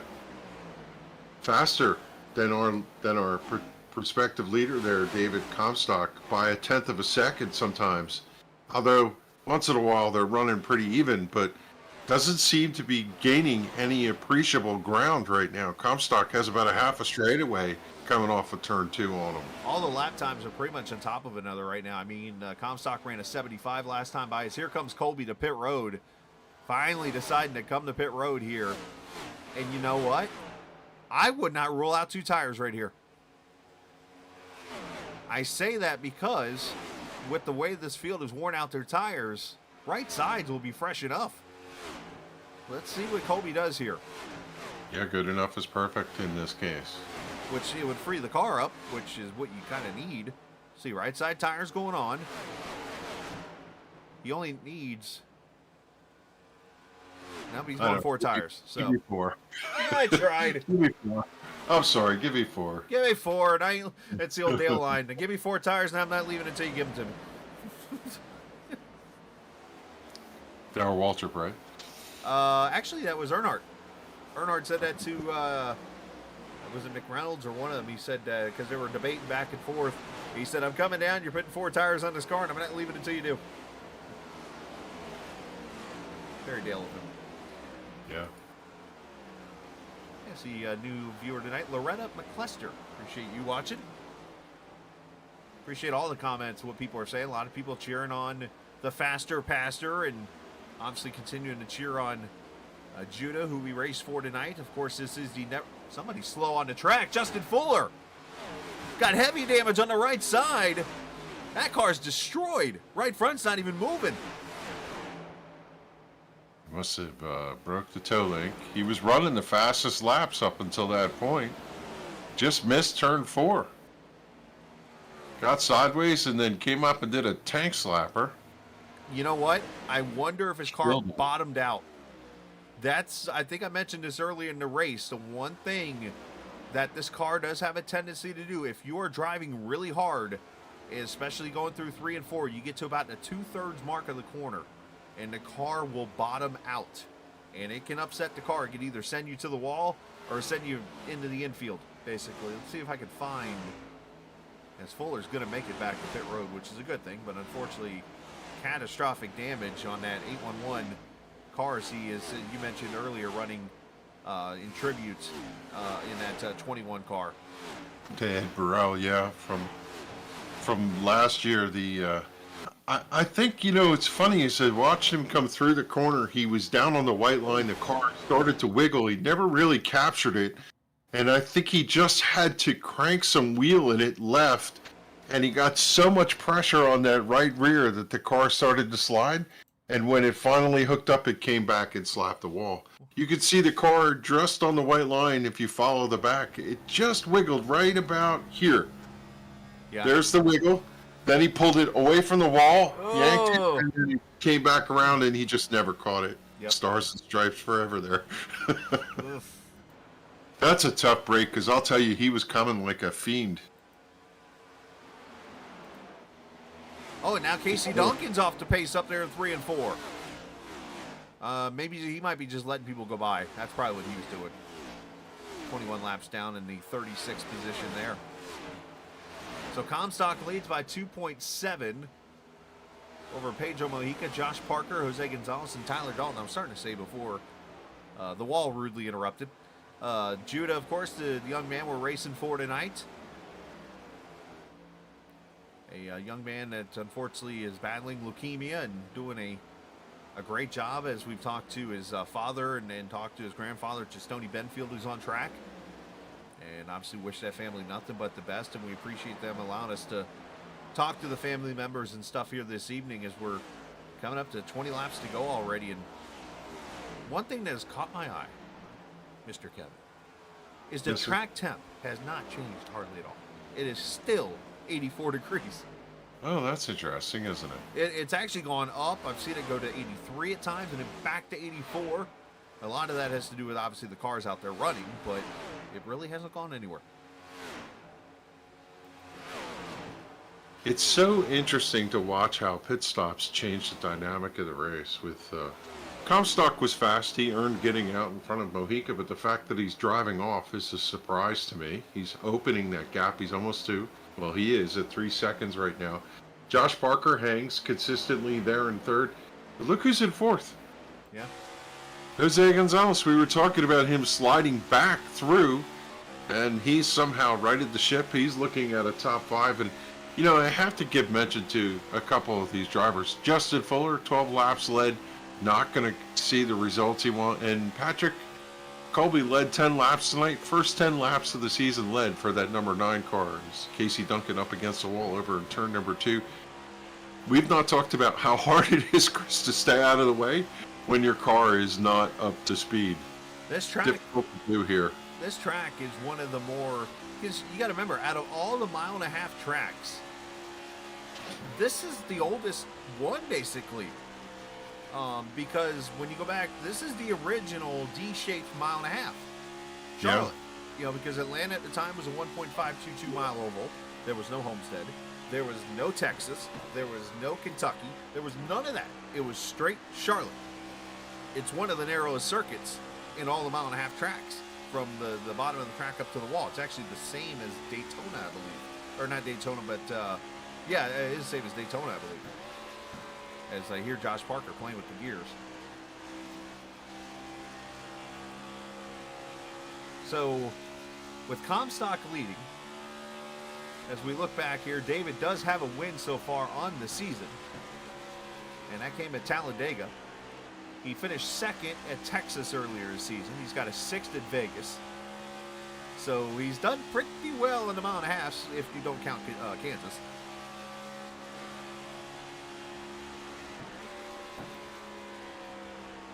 Parker's almost using, he's almost doing what they call in trucking, the old engine braking.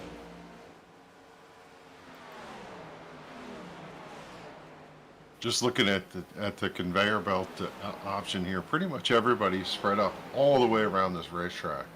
From your leader who's going into turn 1, he's got a cluster of cars in front of him. Long line down the back stretch into turn 3 and 4. Then there's a couple pods coming down here on the front stretch with the 81. Probably the driver under the biggest assault right now is Josh Parker running 3rd, and right tight behind him is Jose Gonzalez. And just a touch back, good run tonight for Tyler Dalton, running in 5th. And, you know, these guys, I don't think they've settled who's going to pull that 3rd out of the hat here tonight. I cannot fathom how that 26 has made the recovery that he has. I was going to say something in favor of Jose.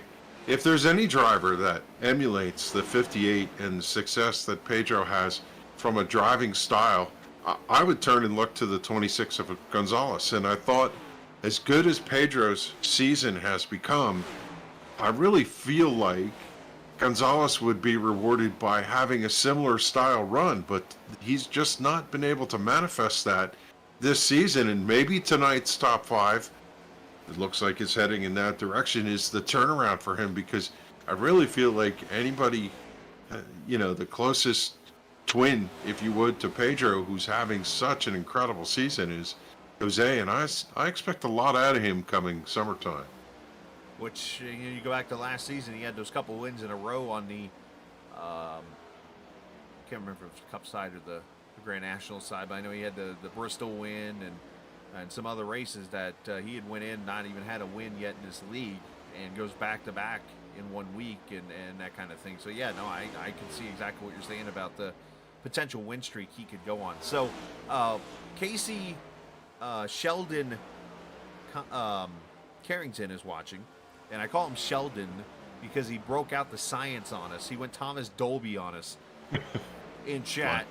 Blinded by science. He said, right? He said heat deeper in the ground raises to the surface that the air temp cools off. Plus 30 cars running all over keeps the heat in it. Oh, there you go. Okay. That there is called science. Sheldon, that's well deserved. We got a great battle here for this 8th position. You watching it too? Yeah, Chad Coleman, and you know, this is the time. You're going to get it. You might as well lock it in. And, you know, Brian Macklin trying to hang tough. Chad Coleman trying not to wear out his stuff and give it back to Macklin. But, boy, these guys, their elbows up all the way through. So we got this battle now, and now a battle for 3rd as Parker on the top side.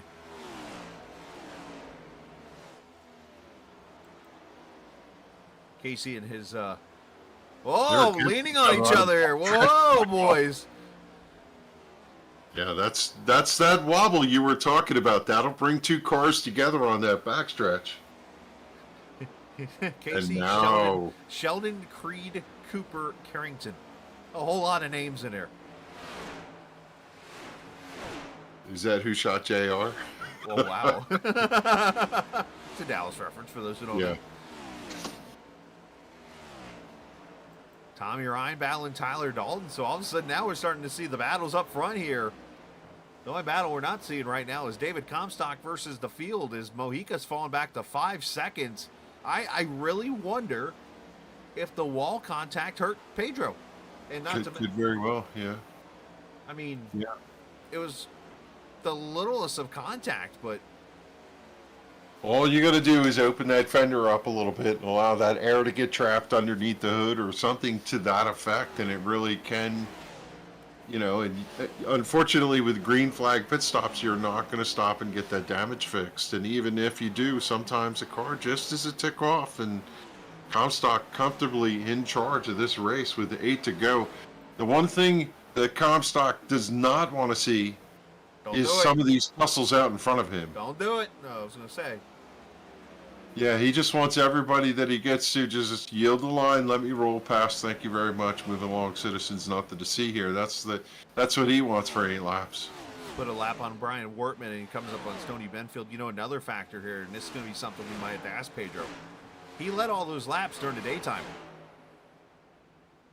True. The night has come, and you wonder if that car's too tight for his liking.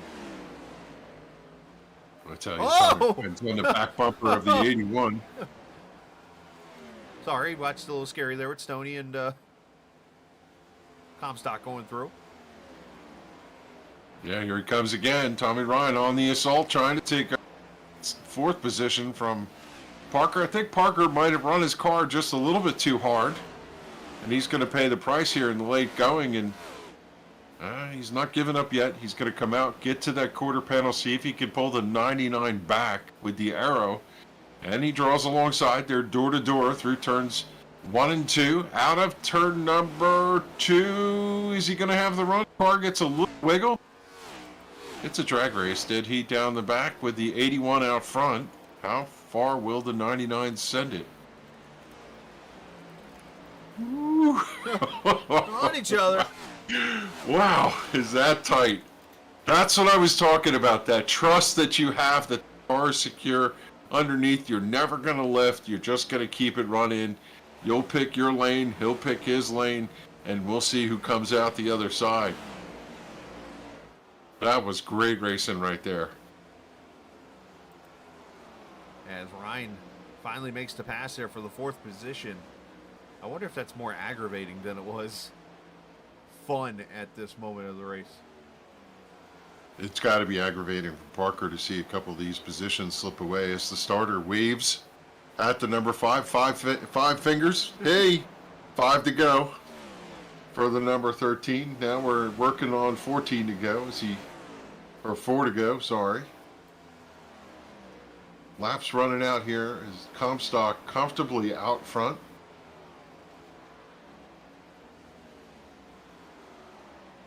I would not have guessed that he would have been able to stretch that out to, you know, the size of the lead that he has there.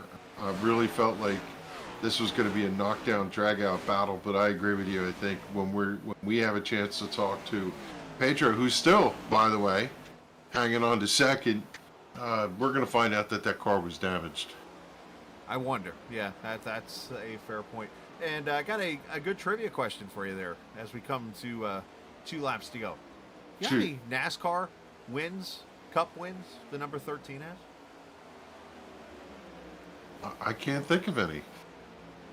None. One. I'm looking to find who it is, by the way. I'm over on Racing Reference right now as you're talking. But Comstock about to add another number to it as the 13. Got to be like somebody from the 1950s. It was not Jerry Nadeau, put it like that, when he drove for Not Dan Marino Jerry. and Bill Elliott. White flag, final lap. When it's all said and done tonight, let's all remember. Robbie Gordon run the 13 at some point? I don't think I so. looked at it too. Let's all remember tonight, we're racing for Judah. This race is for him, and we will continue no matter what into the season. Thoughts and prayers to that young man and all the best to that family. The race, though, for the 2nd time this season, It is David Comstock off turn 4 and checkered flag and the Never Quit 240. Comstock with a big win. Mojica finishing second. Jose Gonzalez ends up third.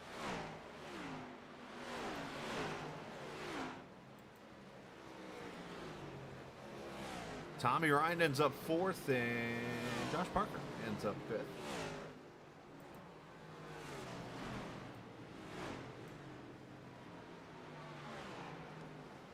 While we go to calm down here, I'm going looking. I'm gonna find this answer for us real quick. I'm just watching to see if there was any extracurricular right here at the end, and I found it. I wonder if Josh Parker was going to come up and get a little ding there. How about this name for you? Go ahead. The one guy that drove the number 13 to victory lane. This is going to blow everyone's mind right here. Johnny Rutherford. Oh, yeah, okay. At Daytona 1963. And I believe it was one of the Daytona 500 qualifiers. He won and drove for Smokey Unick. It was a 40-lapper. It was a 63 Chevy. Led 6 laps in that race and the only win in the number 13 car in all of NASCAR history in the Cup Series. And that's got to be that black number 13 with the chopped roof or whatever, the lure that you always talk about when they do. I know exactly what you're talking about. And didn't Smokey always have like golden numbers, I think? Or like golden outlines or something? Yeah. Right. Is Comstock going to try to pull the Larson here? Okay, now I know what Josh Parker was trying to do. Was he trying to decapitate the manhole cover? He went and did that like fly to the sky thing. Oh, I got it. Over in turn 1. Boys will be boys. Yes. Race is over. We can play around now.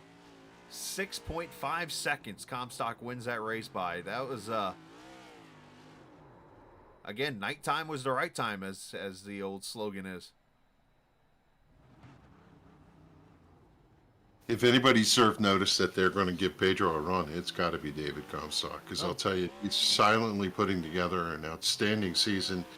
Now he picks up win number 2. And it just, every time we call these races, you're going to find him somewhere in the top 5 if he doesn't find trouble. And that doesn't happen very often. So we'll get to talk to him tonight. But he's got to be smiling at the season he's putting together here as we approach the midway point. Let's not overlook this, by the way. David Comstock just won $50. Yes, sir. How many Monster Energy drinks can he buy for $50? If I do the math real quickly, I think the drink runs somewhere around $2.99-ish with tax. So that's probably about $3.06. 306 with 50. That's a lot. Like an 18 pack. I used to tell you I've never had one. I haven't had one in a very long time. Anyways, let's talk to our top 3 finishers, starting with Jose Speedy Gonzalez, who finishes in third. He definitely was speedy tonight and did a great job, as you mentioned, coming back from what looked like he was doing was falling back just a little bit in this race here tonight. Jose, man, great job tonight, finishing third. What a race it was, kind of topsy-turvy there. You ran strong early and then kind of fell back a little bit, paced yourself, and fought yourself back up to the third-place run. Hey, guys, what's up? Yeah, it was a great race. I love long races. I always do good on the long run. I know how to save my stuff. I was faster at the end of every run, but that last restart, I got sent up by Fuller. Up to the wall, and I had to let off the gas, and I fell back to 16th spot. So I had to fight for every spot because we didn't get any cautions after that. So I picked up every spot, on under green. So I'm very happy about that result. Yeah, obviously a great comeback there, and that was a tight battle with you and Fuller, but I know Kevin kind of mentioned it a little bit here, and we're getting to that point where I think, obviously as you get going, you had that little stretch last season where you started picking off some wins. Do you see that potentially coming for you here in the near future? Yeah, definitely. I mean, every time I come here, especially one of these mid-sized tracks or 1.5s, cookie cutters, I think I always have a chance. And I see the schedule. We got a few good tracks for me coming up, and especially in the playoffs. So, I missed a couple of races, and I've been wrecked a lot. It happens. Yeah, I've been wrecked like more than half the times I raced here, but I've just I'm just taking it with a stride and hope to get into the playoffs. Luckily, the playoffs are like 20 drivers, so I'm pretty sure I can get in. And after that, it's just focus on those playoffs and survive. That's what I want to do, just survive. And you did so tonight, man. Great job finishing in a third position. Send some shouts whoever you like to. Yeah, I want to thank everybody for this event, and shout out to Bryce Whitson and the money we're donating, and I'm very happy for that. I was glad to hear that it's got great chances, 95% survival chances. So that was great news to hear today. Well, great job tonight, and congratulations on the third place finish. All right, man. Take care. See you, Kevin. Thank you. See ya.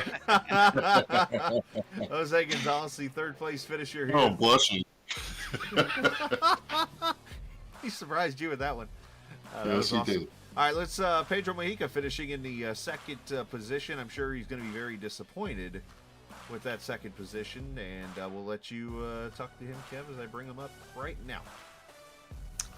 Yeah, Pedro Mojica, second place finish tonight after leading 103 laps. And Pedro, let's rewind the tape here and talk about your race. First off, out front, lights out, large lead, got to the pit stops, strategy looked great, and then somewhere along the line, maybe that brush with the wall looked like your night went a little bit backwards.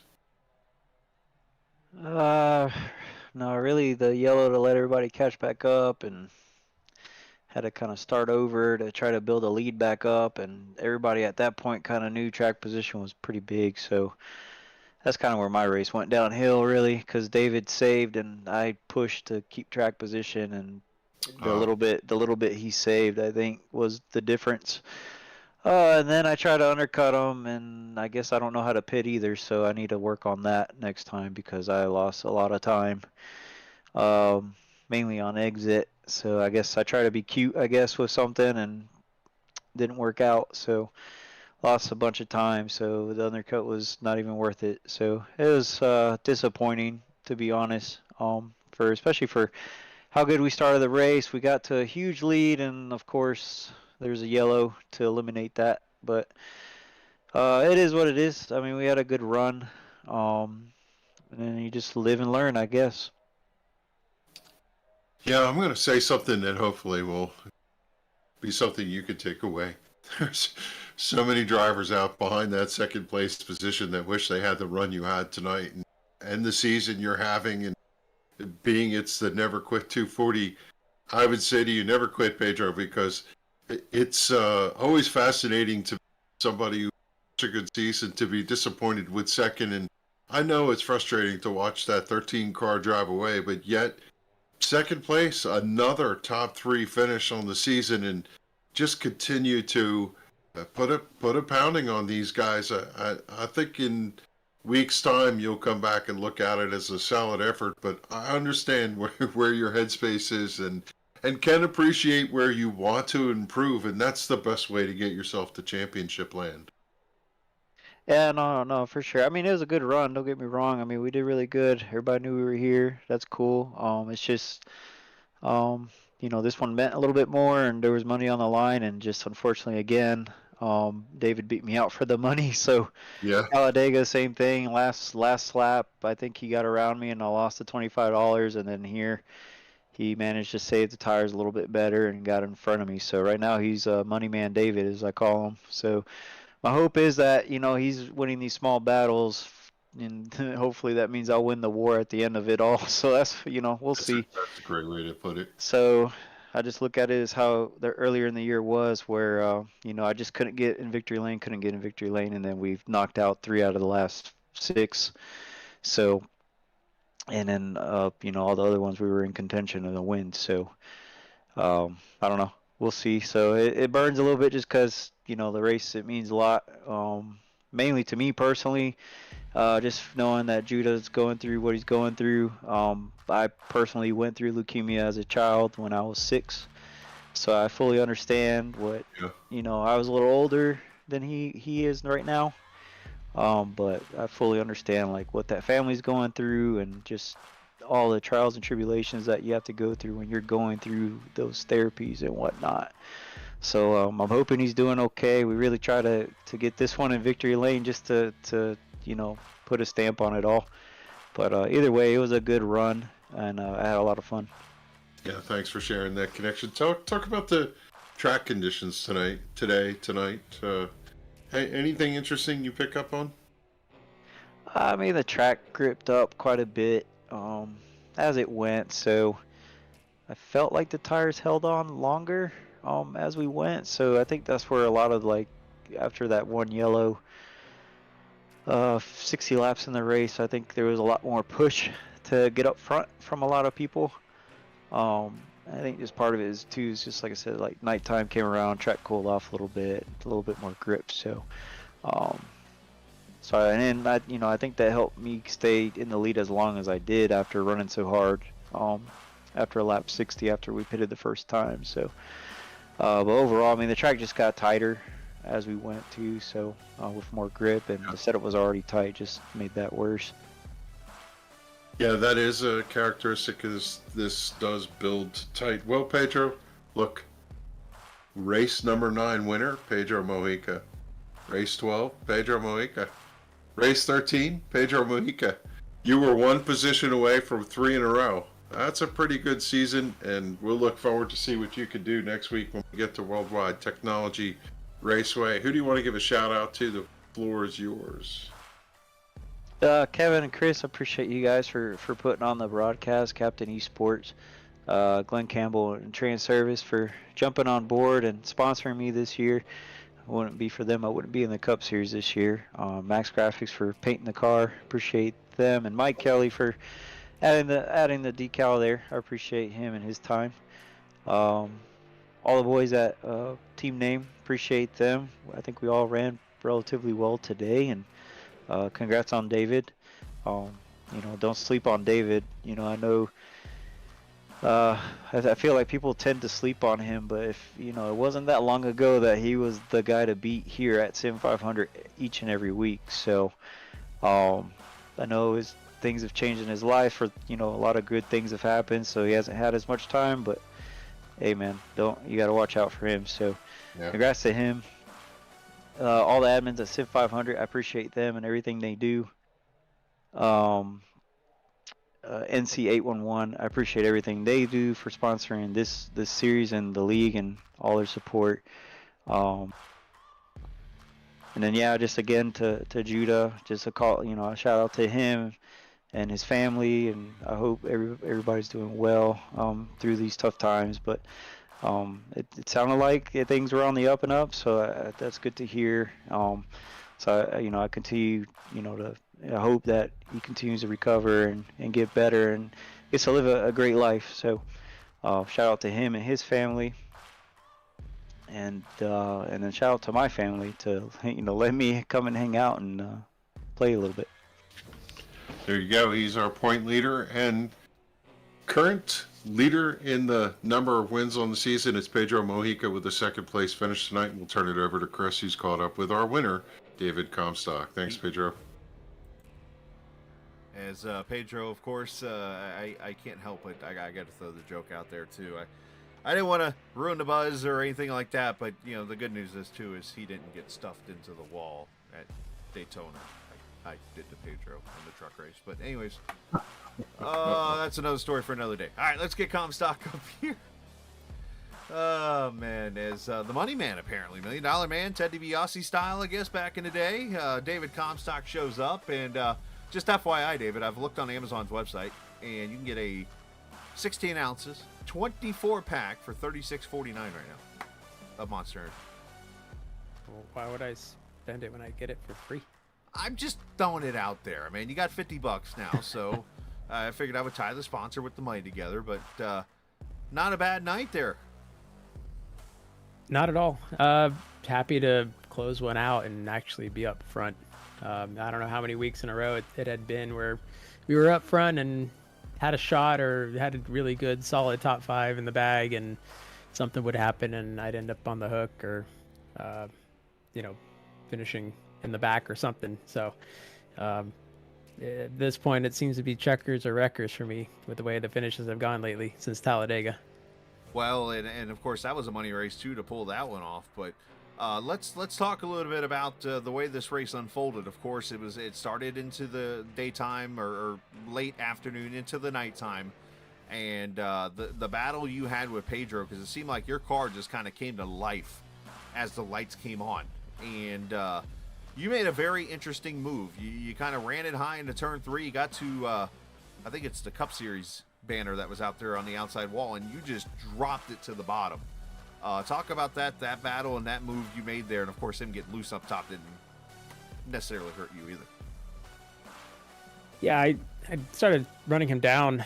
I think it was after the 55 lap restart or something like that, and we got by Fuller there, and once I got by him, I'm really just trying to maintain my right front, because it can get to a point where you could overcook it and you're just plowing really hard. So at the same time, just keeping Pedro in pace and not losing his draft, because the draft was super important on the straightaways. And I don't know, I started catching him and realized through the corners that I'm pacing better than him, and I'm not sure if he's just sandbagging and waiting for me to get to him and then light it up and take off like he did that first run. But I don't know, I had done something at the end of the prior yellow where I was running up the track and just getting away from the air from all the other cars and just trying to not get tight, because you get just such an air wash, and I was getting tight that first run.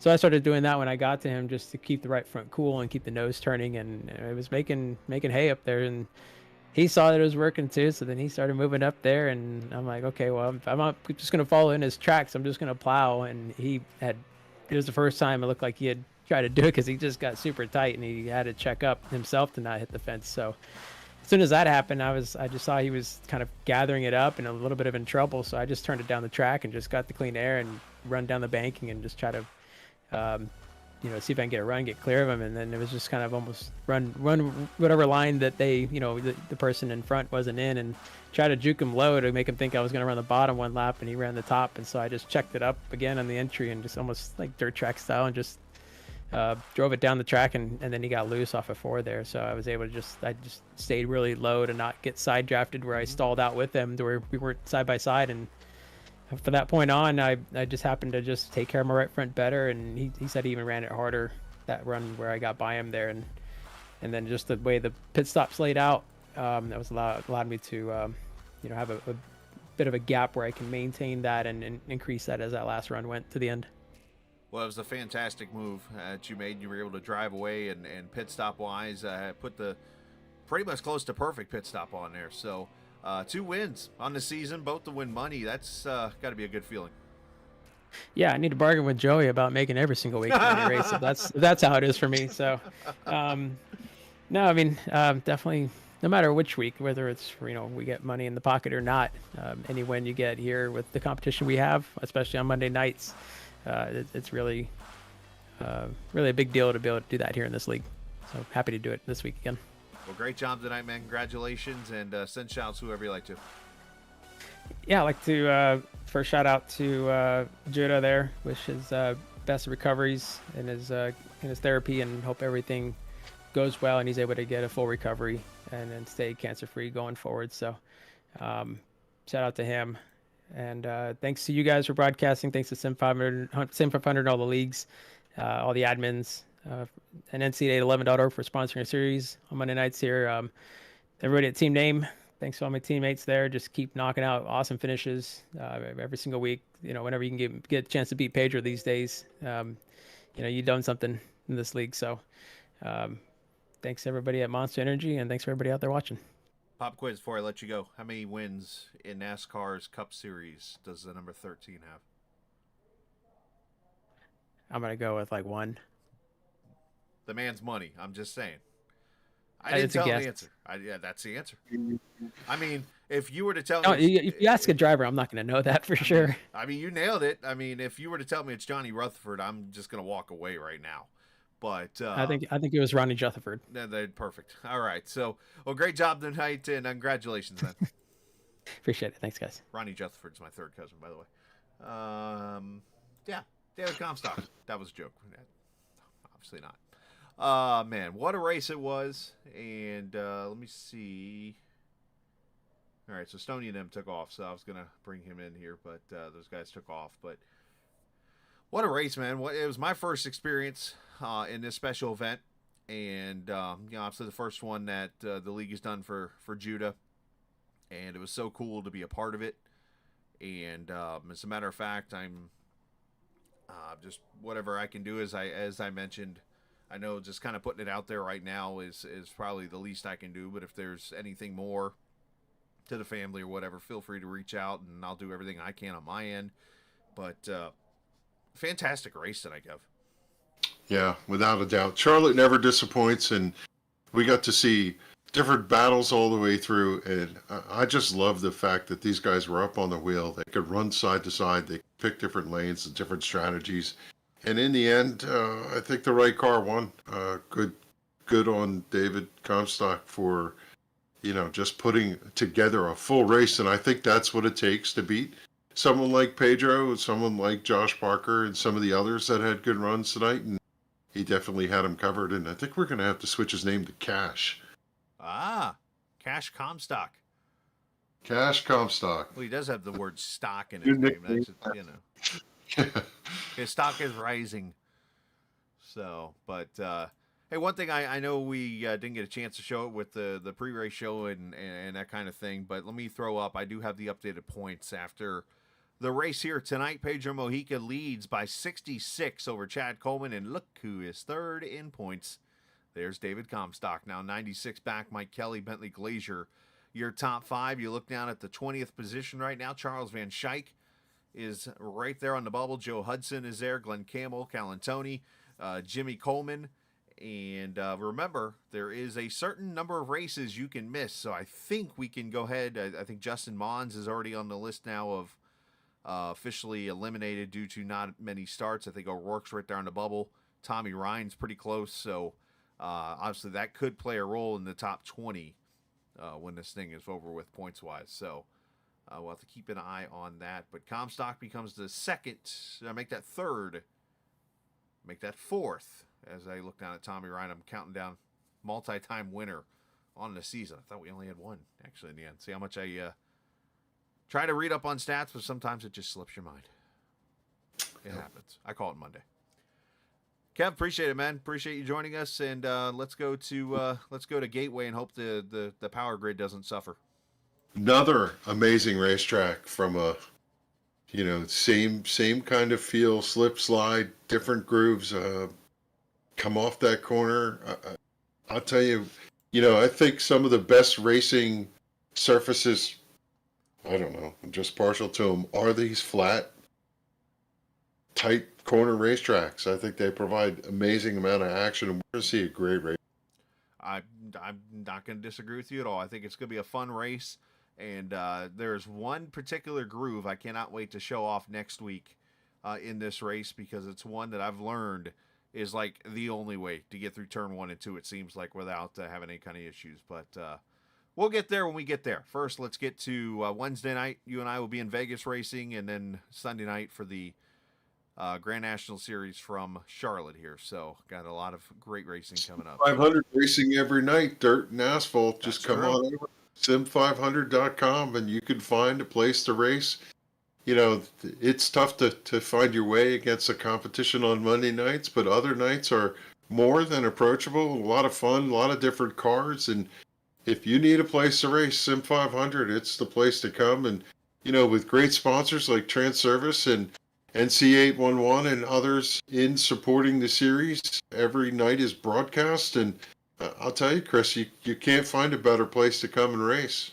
Absolutely. Agree 100%. So looking forward to it, and I'll actually be streaming my end Wednesday night, so on the onboard camera, so should be a lot of fun. But hey, remember, again, let's keep Judah in our prayers, and thank you again to the family for allowing us to kind of step into their lives there for a second and kind of go through this. So appreciate all that. So with that being said, you know what? I'm not going to say it. I'm going to say it, but let's think about it for a second when I really say this. Usually I say it's not just a game, it's iRacing. In this case, let's remember when it comes to something like a battle that a family like Judah and those guys are going through, this is just a game in the end. See ya!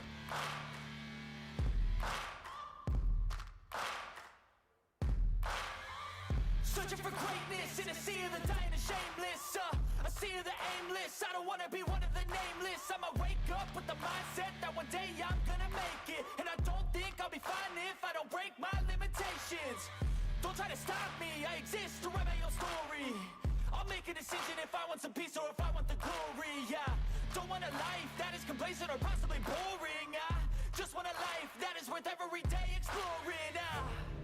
My whole life I just wanted someone who would notice me. My whole life I just wanted to be somebody to be. Yeah, I just wanna be great. Yeah, I just wanna be great. Yeah, I just wanna be great. Yeah, yeah. Yeah, I just wanna be great. Yeah, I just wanna be great. Yeah, I just wanna be great. Yeah, yeah, yeah. Yeah, yeah,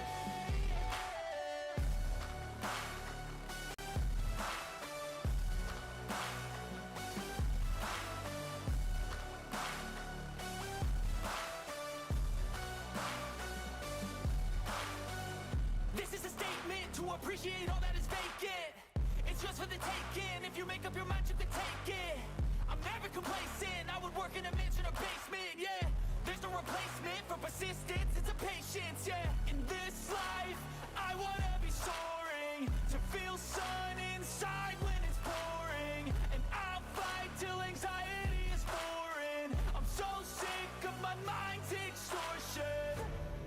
My whole life I just wanted someone who would notice me. My whole life I just wanted to be somebody to be. Yeah, I just wanna be great. Yeah, I just wanna be great. Yeah, I just wanna be great. Yeah, yeah, yeah. I just wanna be great. Yeah, I just wanna be great.